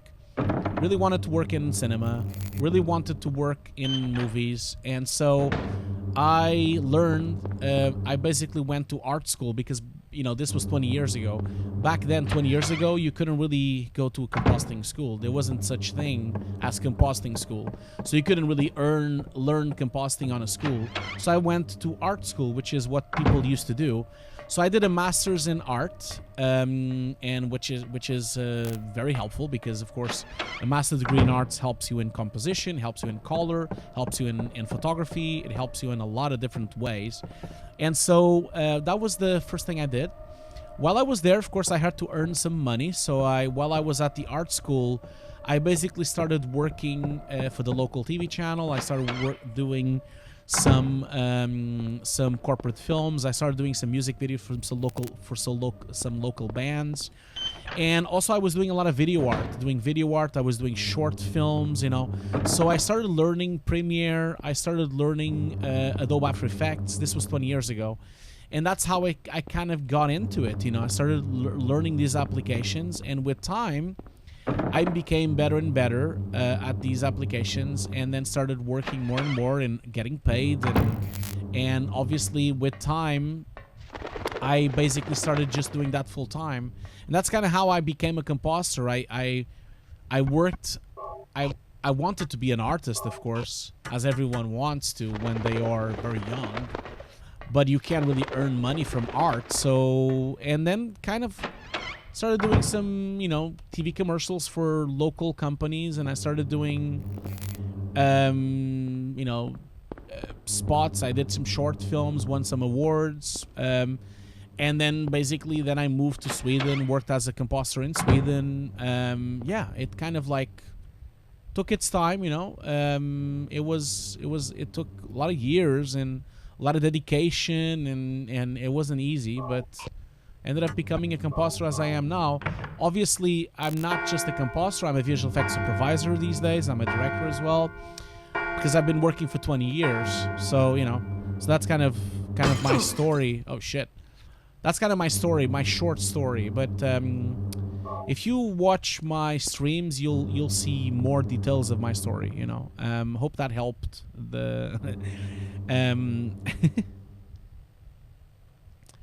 Okay, so I need to like save this as well. What I would suggest to everyone here, anyone that wants to be a composer or visual effects artist, because obviously I'm not just a composer. I do editing, I do compositing, I do grading, I do directing, I do filming as well. Anyone that wants to work in the industry, you want to make sure, you know, you practice a lot. You want to make sure you learn your skills. That's what I did, you know. I basically learned Photoshop. I learned After Effects. It took a long time, you know. I had to practice a lot, and it wasn't easy. I can tell you that. But with time and persuasion, like, I managed to get to where I was. So you all can do it as well. Just don't give up. That's the main thing I would say. Please don't give up, because in a way, if you continue working hard and hard, you will get there. You know, that's what I would say. Okay, I have no idea. Wait a minute, I need to check what this key is. Look. So this key says hang it.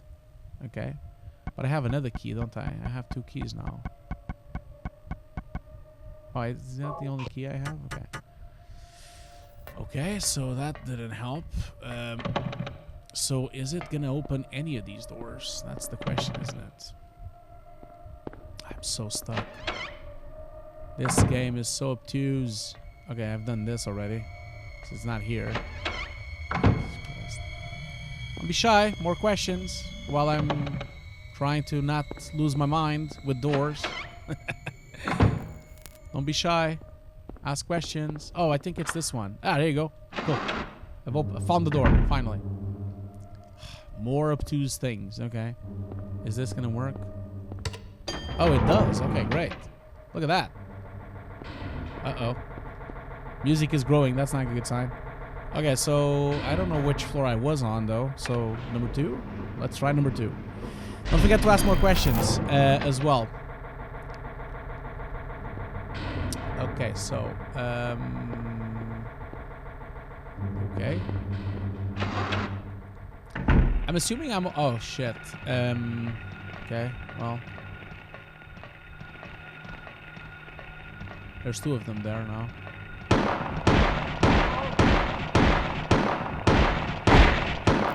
What the hell? Why is she running?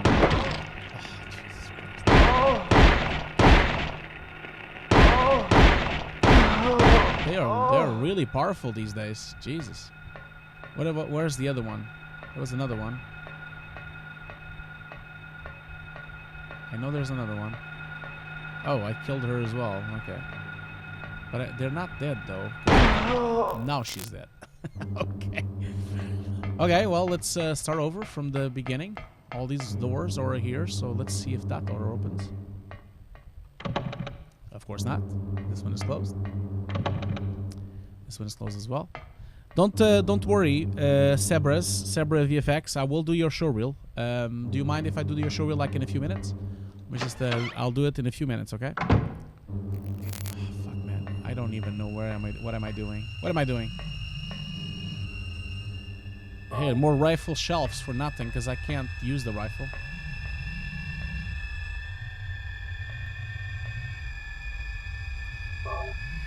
So you're asking, the crew is asking, are you mostly doing compositing or are you doing 3D stuff in Maya too? No, I don't do 3D. I hire people to do 3D for me.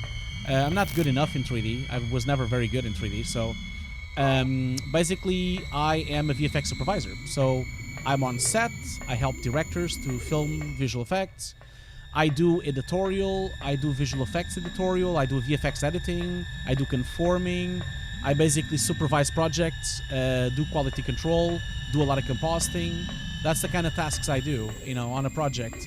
I tend to be the lead compositor on the project, and I tend to be the lead of the project, which means I supervise. So, for example, if I have a team of 20 people, I would be supervising all the shots of all the 20 people to make sure that everyone is complying to the feedback of the client. And then I would handle the client as well. A lot of times I handle the client, talk to the client, give them the feedback, try to extract feedback from the client as well. These are the tasks that I do these days. So besides doing compositing, I also do all those tasks that I just mentioned.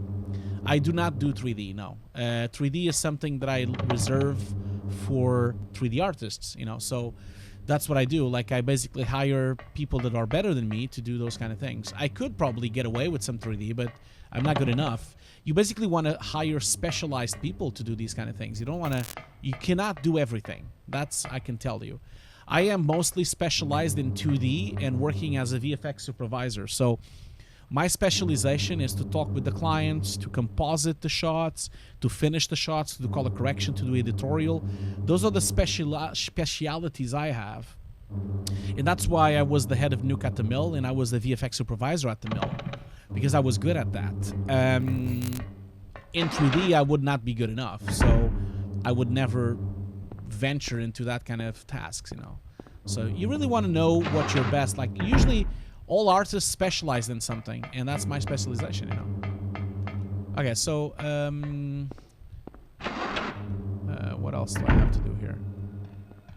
Okay, there's another one here. Where is she? I can hear her.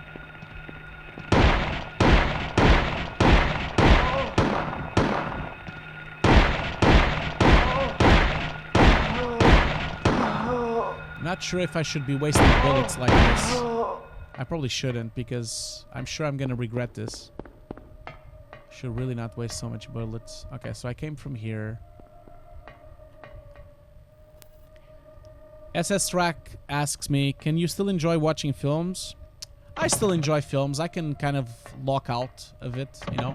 Obviously, if I see mistakes, because obviously my job is my job is to do reviews. You know, I do reviews. I check if the shots look good. Obviously, my eyes are a bit spoiled, so when I see a mistake, it's a problem, of course. But I can definitely still watch films. Yeah, sure, I can still do that. I kind of switch off. If the film is good, I switch off. So I can definitely still do it. But it's hard. Sometimes it's hard. Definitely. It is hard sometimes for you to still look at a film the same way. That's for sure. And it's funny, isn't it? Because you start to get so obtuse about the visual effects, and then you start noticing every single thing. But I would say one thing, though. It's not very... I don't think it's very fair to criticize visual effects, I'll be honest.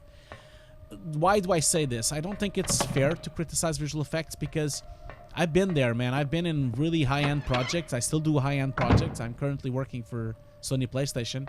And I tell you, man, it's very difficult to work with clients. It's very difficult, you know, to work with other artists. You should never judge what you've seen in the screen. And the reason for that is because a lot of times there might be other reasons for the shots to not look good enough, you know. It could be because the deadline was too short. It could be because the budget wasn't there. It could be because they had some bad artists in the middle of the team. It could also be there's a lot of times also the clients ask for really stupid things.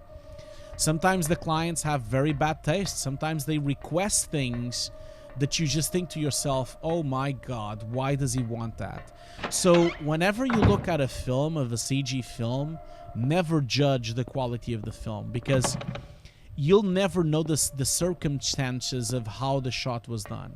Sometimes you might have a bad client, and sometimes you might have no time at all to finish a shot. So I never criticize a visual effect shot that I've seen in a film, because who knows how difficult it was for that person to do that shot, you know. Maybe they only had a week. Maybe they only had a couple of days to do that shot. So maybe the client changed their mind so many times that they redid the shot 10 times. So just be aware that it's easy to talk, but it's hard to do, okay?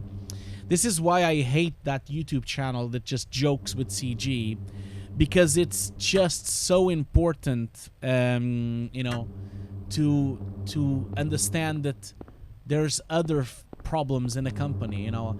There's political issues, there's feedback of clients, there is deadlines. There's so many other things that are as important as actually doing the work, okay?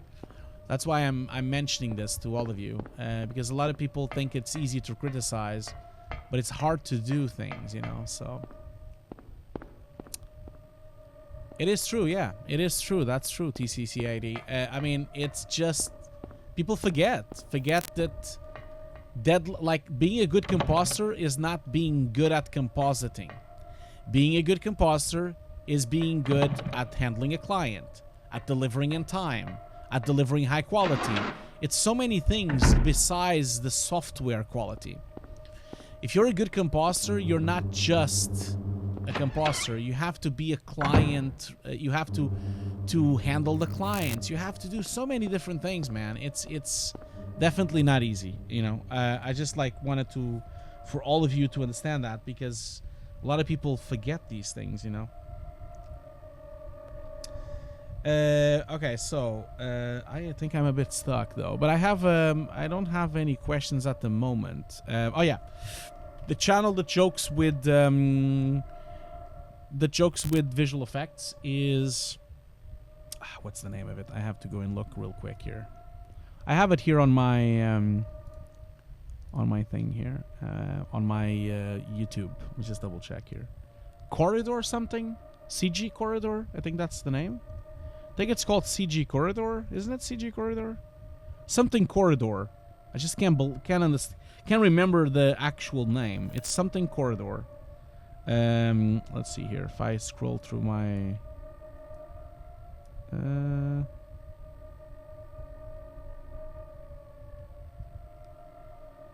I can't remember.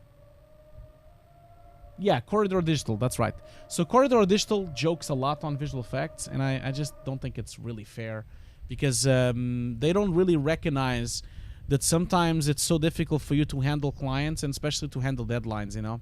It's so difficult, man. So you're asking about the t-shirt? Yeah, I showed the t-shirt. Welcome to the stream, Real Pixel Phil. Here's my t-shirt.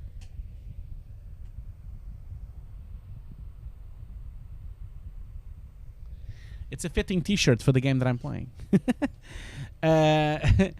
Wolf Polly 3D asks, thank you. Makes sense to continue with the pipeline I'm comfortable with. Also wanted to ask, as a generalist, I have the advantage of setting lower prices, but naturally running a team makes the cost go up. How do you approach a situation where the client has a low budget and wants high-end quality? Do you sometimes do things on your own, or do you always run a team? I know this is a sensitive subject and feel free to answer. I always run a team, yeah. If the budget is too low, then I don't take the job. Like, I always only take the jobs if I can do the jobs, right?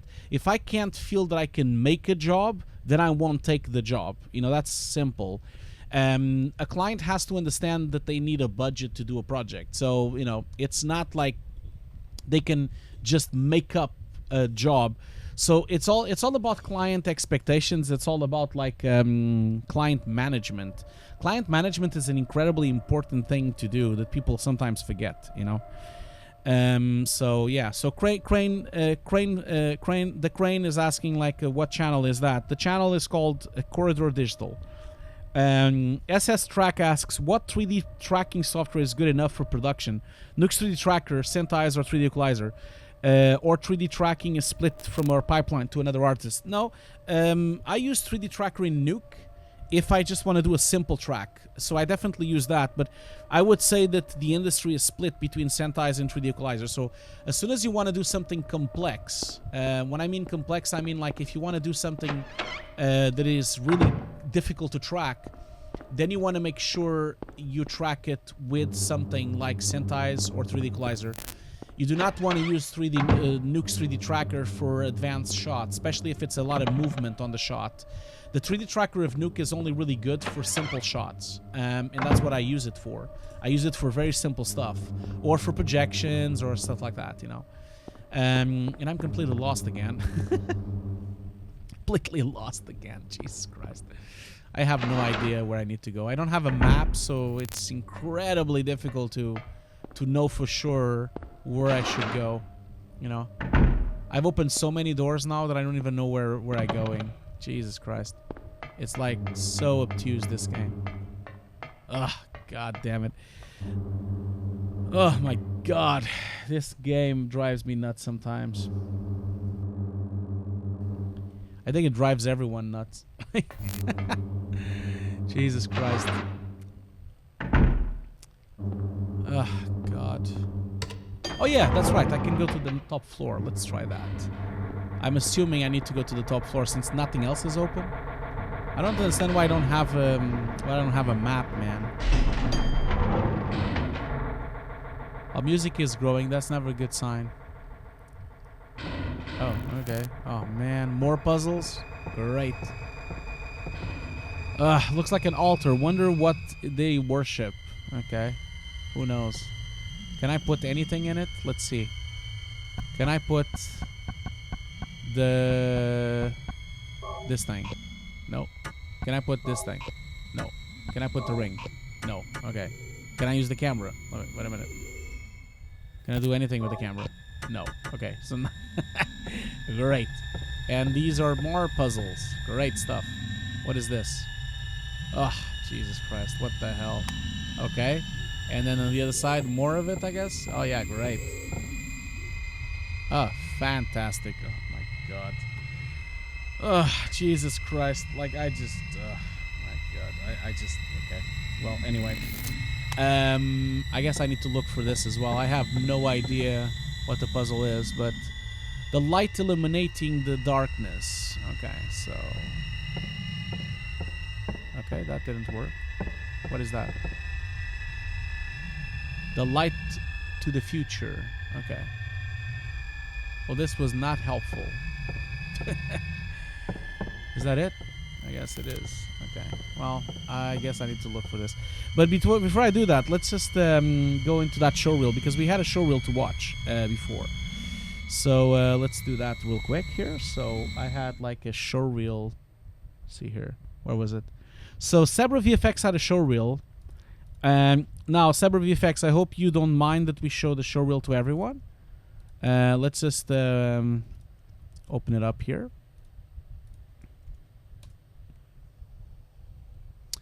Just gonna open it up and put it to full screen. So let's watch the showreel first. Like I always do, I'm not gonna put music on the showreel, okay?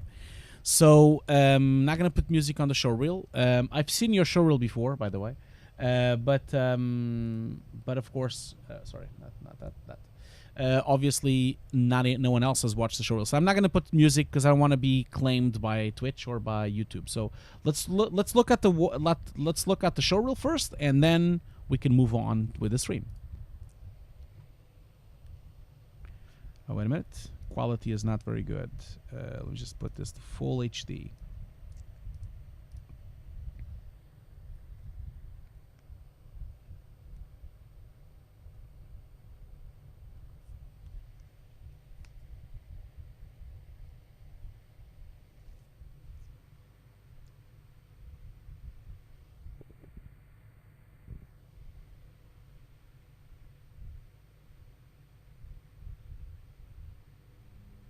Okay.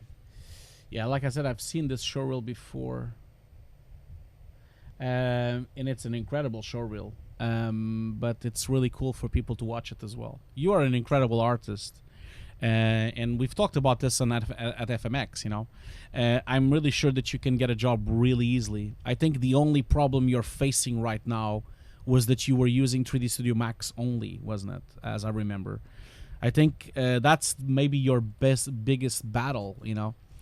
Biggest battle is really like by just using 3D Studio Max, you're going to really narrow down where you can be hired, you know. Because most visual effects companies do not use 3D Studio Max in production. Most of them use Houdini. So maybe I would really recommend you to start basically start transferring your skill sets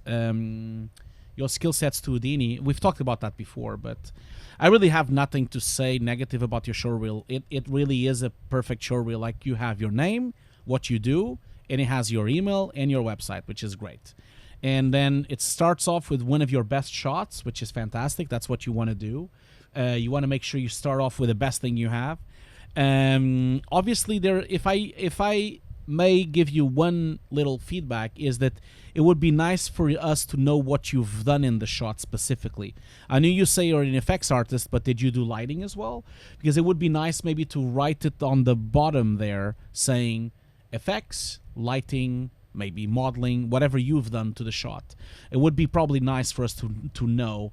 But yeah, the shots look fantastic. I mean, obviously they could be better composite. You know, you could definitely do a better job in compositing. For example, this shot here, I kind of like, and this is of course me nitpicking, okay? I'm really nitpicking this, and yeah, I know that you're at Scanline as well. So congratulations for Scanline, because Scanline is an amazing company, and I'm really happy that they use 3D Studio Max. That's great. And yeah, you should really move on to Houdini. Yeah, you're gonna be, man, you're an amazing artist. I need to clap a little bit here. For your showreel is amazing, man. So congratulations for your showreel, and congratulations for the job in Scanline. It was a pleasure to meet you in FMX. Really good to meet you, and I can't give you better. You know, this showreel is really, really stunning. So great work there. So thank you so much for presenting it. So if I may just give you a little heads up here, if I was a compositor, if I would pick these shots up, I do feel like it lacks a bit of lens distortion, it lacks a bit of chromatic aberration, it lacks a bit of vignetting, and it also lacks a bit of dynamic lighting. Like, for example, if this light was so strong, I feel like it would overexpose a bit more, and maybe you would have a bit of a glow or a glare moving on into these lights, and definitely a flare here and there, especially the proportion jets here as well. So if anything, I think you're just missing a bit of compositing. And here as well, I kind of miss a bit of depth of field. You know, there's really no depth of field on the front and on the back. It would be nice if you had a little nice depth of field going on here. I'm really missing that. In here, you can kind of see the Jeep is a bit too CG. It kind of needs maybe a little glow in this area there.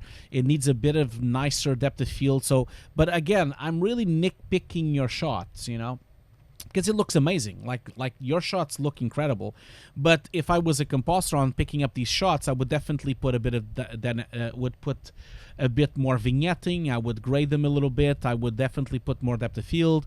I would definitely put a bit of a glow on the sky, just making a bit more interaction in the lighting. This glow looks a bit fake, so I would tweak it a bit more, so you have a bit more of a hot spot in the middle and maybe a bit of glow on the side. So again, it's not really your job because you're not going to do compositing. You're just going to do effects.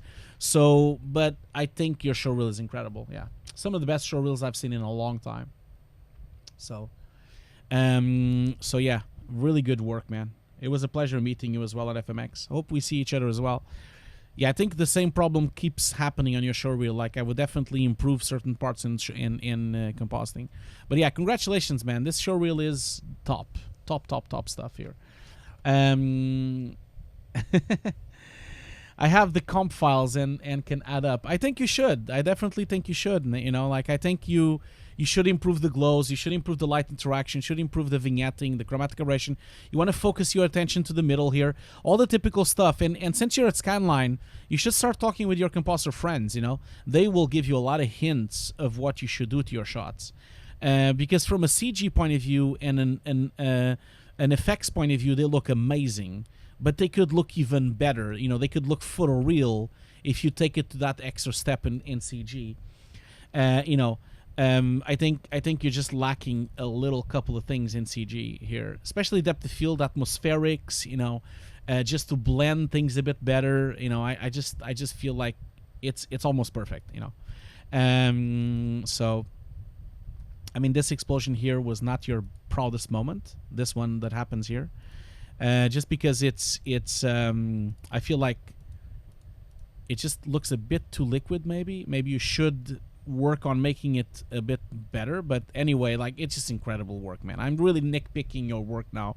I have really not much to say. Really, really good work. Congratulations. Absolutely. So let's we're almost wrapping up the stream. I just want to show you something here. So this is because I'm always talking to you guys about my Patreon, right? But I think it's time for me to share someone else's Patreon as well. So I'm going to share a couple of Patreons here that I really think are worth your while. So first Patreon that I think you guys should look into is Before and Afters. This is from a friend of mine called Ian Folks, and he's basically a writer of visual effects in several publications. And so you should definitely have a look at his Patreon. Very good.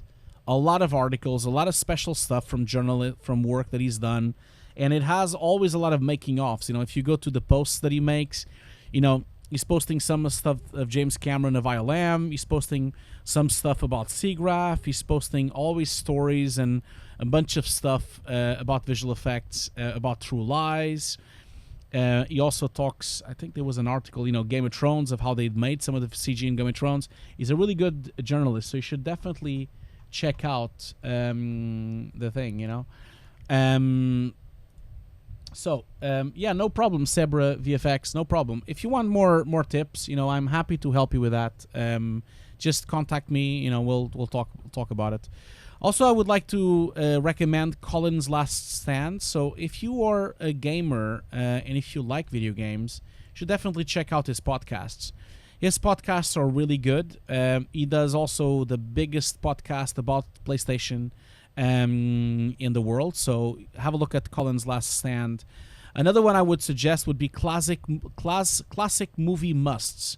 So this is basically a podcast about classic movies, and it's a very good podcast as well. You know, basically as a Patreon, you can vote to the latest films that he's going to do a podcast about. For example, right now he's doing the September movie poll submissions, and at the moment we have a bunch of people here that submitted. So I, for example, submitted Blue Velvet and Eraserhead. Some people submitted The Third Man. Some people submitted Easy Rider, and some people submitted Lolita. So have a look at it. Another Patreon that I would really suggest here, Control Shift Face. You guys probably have heard of him on YouTube. He basically does these replacements. He currently has done the 2021 A Space X Odyssey, which is basically uses basically deepfake videos. And the most famous deepfake video he's done, I would say, is the one, this one here, which is Bill Hader channels Tom Cruise. So maybe have a look at that, because he's a really good, talented artist, and he deserves our support. So Control Shift Face as well. Also, if you're a gamer, I would really recommend you to support and support the Patreon of Jim Sterling, which has the Jimquisition podcast and the YouTube channel called Jimquisition as well. He's a very good podcaster, and you should also look into that. Also, one of my favorites, LGR Lazy Game Reviews. He's amazing, man. He does such good work in the retro sphere. So if you have a look at some of the old school PCs, old school Macs, you should really look into LGR. Amazing work that he does there. He has a YouTube channel as well. Also with the YouTube channel for retro gaming is a channel called GameSack. Really funny channel about retro gaming. So here's another post there for you to view. Last but not least, The Critical Drinker. The Critical Drinker is a YouTube channel that I know it looks a bit weird because he has a Jack Daniels bottle there, but he basically criticizes films these days, and his channel is hilarious. It's so funny. You should really support him, or at least go to YouTube to check him out. And that's going to be my recommendations from Patreon. Most of these Patreons, by the way, they are basically, like YouTube channels that you should really support and recommend, and check that out. I have a question here from Wafiki. I need to zoom in. I'm a bit old, so my eyesight is not as good as it used to be. So a question here from Wafli Key, I think. What VFX schools did you went? So I didn't went to a VFX school because I graduated 20 years ago. So I went to a university in Portugal. I'm from Portugal originally. So I went to a school called ESAD, which is the art school in a city called Caldas da Rainha. So it's in Portugal. Basically, I have a master's degrees in art. So basically, I did an art degree for 5 years. So I have an art degree 5 years. Another question I have here from Wolf Poly 3D. A technical question. I'm working on a key for this shot, and I have an issue where the actor hair passes through a set light and then the green screen. The problem is the light is kind of too close to the actor hair, so the hair gets exposed, so the hair detail is almost not there. Any tips on how to work around without rotating each hair? Well, one way you could try to do that is you could try to do a patch. Maybe try to get the hair from the frames before it goes across the light and patch it as a patch in 2D, and then track it in. Once it passes that light, maybe try to morph or dissolve back, at least morph back to the old hairs. Maybe try that first. Try to use a patch. If a patch doesn't work, then unfortunately I think your only solution is to roto hair by hair and then paint them back. I think that will probably be one of the only ways, really. So cool. Well, anyway, I am gonna wrap up this stream. I basically, before I wrap this stream, I do need to find the save location, because obviously I didn't find the save spot. So I need to save the game. So let's see if we can find. Before we go, I think there was a save point on the basement. So before we actually wrap up the stream, so we're not going to finish the game today again. But I'm sure it will be next time. I'm pretty sure we're gonna finish really, really quick. So I'm just gonna basically, I can't really remember, but I think there was a save point here somewhere. So I think I'll just go door by door, and I'm sure. I think it was downstairs, by the way. I think there was a save point downstairs, wasn't it? I think there was. Let's have a look. Maybe I'll be lucky here. I don't think there was a save point here. No, I don't think so. Now that I remember, I think it's upstairs then. Let's have a look. No, there's no save point here. Okay, fine. So the save point would be, I think... Because if I don't save the game, then I have to do all this crap again. I don't want to do all this crap again. Don't want to do it. I haven't said this to anyone yet, but don't forget that if you have Amazon Prime, don't forget that you can subscribe to my YouTube, my Twitch channel for free. Don't forget that, okay? If you have Amazon Prime, you can subscribe to my channel for free. And that gives you a lot of perks. You can basically watch my replays on Twitch. You can get some exclusive emotes. And of course, you get my gratitude forever, you know, because it really helps the channel if you support my channel. So if you have Amazon Prime, don't forget you can subscribe for free to the Twitch channel. And a lot of people don't know this. A lot of people don't know this, and they have Amazon Prime and they don't really subscribe. You just need to basically select the subscription and then just save. Where's the save point? Where's the save point? You basically have to link your Amazon account to your Twitch account. Once you do that, you then can use your Amazon Prime subscription on my Twitch channel for free, you know? Where's the save point? Jesus Christ. No one knows where the save point is. That's the problem. Okay. Oh man, I don't remember where the save point is. Why would I? I remember it was like somewhere close by the opening, but Jesus Christ. I think I need to like look at the map here real quick. I have a map here somewhere. Where's the map? So I have to go to... Okay, there's no save point here either. Okay, that's not good. I saw a save point. Just can't remember where.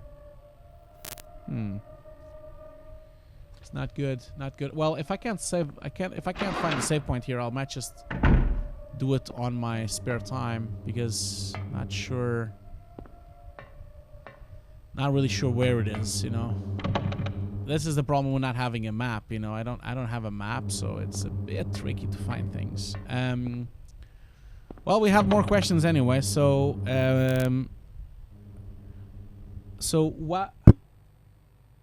Wafleeky asks, do you recommend me to be a VFX composer? I'm kind of new to this world. Well, depends on what you want to do. Like, that's a very broad question. Do you like CG? Do you like visual effects? I mean, I'm asking this because you might want to be a 3D artist. You might want a composer. It really depends on what kind of thing you like. I think before I can answer you that, what kind of stuff do you like? Do you like visual effects? Do you like compositing? Do you like 3D? Do you know a lot about it? You know, maybe do a bit of research, or you can ask me more questions if you want to. You know, feel free to ask questions, obviously. Can't remember where the save point is, man. This is so frustrating. It was such a long time ago that I've seen the save point that I don't even remember where it is. I think I'm gonna have to do this offline because I can't find the save point. Yeah. Thank you so much, MC Alabi, for the Twitch subscription tier 1. Much appreciated. Thank you so much. So maybe it's hard for me, like I said, it's hard for me to recommend you if you should be a composer. I think you should be a composer because I like compositing. Guys, I'm gonna do this offline because I can't really tell where the save point is. So I'm gonna have to find it later on. Because otherwise we'll be here forever. So I'm gonna just wrap up with a few questions. So question here from Nani Nana. I will export camera for Maya in FBX format, but sometime I don't get camera values import in Nuke. If any other format import to Nuke, is is any scripting for that. So if you want to export the camera from Maya in FBX, you need to bake the animation for it to show up in Nuke. That's the first thing. So only by baking the animation you can actually do that. I would highly recommend you to export. So instead of baking the keys, you can of course bake the keys, but I would highly recommend you to just use Alembic. Alembic is going to be much better for exporting a camera. So for you to have Alembic, which is called the ABC format, you have to go to the settings and switch on Alembic in the preferences of Maya. Otherwise, it doesn't show up, okay? So that's the thing that I would recommend you to do that. Real Pixel Phil asks, somebody sent me an underwater shot of a car attached to a crane with a cable, and they need the cable removed. But a lot of caustics in light rays make it almost impossible. Any tips? Well, no real tips. I mean, I think if you have to remove the cable and there's caustics there, you might have to patch the caustics with caustics nearby, or you might have to paint them by hand. That would be the only recommendation I would do. Maybe try to use patches to try to patch the caustics from another area of the image, you know. That would be my main recommendation here. Waffleky asks, is there any solid knowledge that I must have to be a compositor? Yeah, to be a compositor, you kind of want to know a bit of keying, you want to know a bit of car rotoscoping, you want to know a bit of painting and 2D. So basically, to be a compositor, you kind of want to know Photoshop, you kind of want to know a little bit of After Effects. You want to, of course, start learning Nuke. That would be the main application you're going to use as a compositor. And it really helps if you know a little bit of photography, I would say. Those kind of things would really help for you to evolve your skill set. I hope that helped. Anyway, let's wrap up the stream. Thank you so much for being here. We're already 2 hours in, so don't forget next Thursday we continue with the stream of Compositing Workshop. And also don't forget, this Saturday we have a very special stream. This Saturday we have a special one-of-a-kind stream, and it's going to be to celebrate the 4-year anniversary of Hugo's Desk. So to celebrate the 4th anniversary of Hugo's Desk, we're going to do a stream on Saturday for a couple of hours. It's going to be like maybe 5 hours or 6 hours, where we're going to do a bunch of stuff. I'm going to announce it on social media very soon, and then you can see what I have planned for all of you. So please join me on Saturday for a very special anniversary stream. But thank you so much for being here, and as always, thank you so much for supporting my channel, and thank you so much for being so cool and so so supportive. I'm always so grateful. But let's all give a round of applause to Log2Lini. Log2Lini is my moderator, and she was very kind to basically copy-paste every single question so I wouldn't get lost on the chat. So Log2Lini, as always, every week, thank you so much for your support. Thank you so much for your help. I couldn't do this stream without you, so hope that everyone joins me to thank Log2Lini for her amazing support to this channel and for being a moderator as well.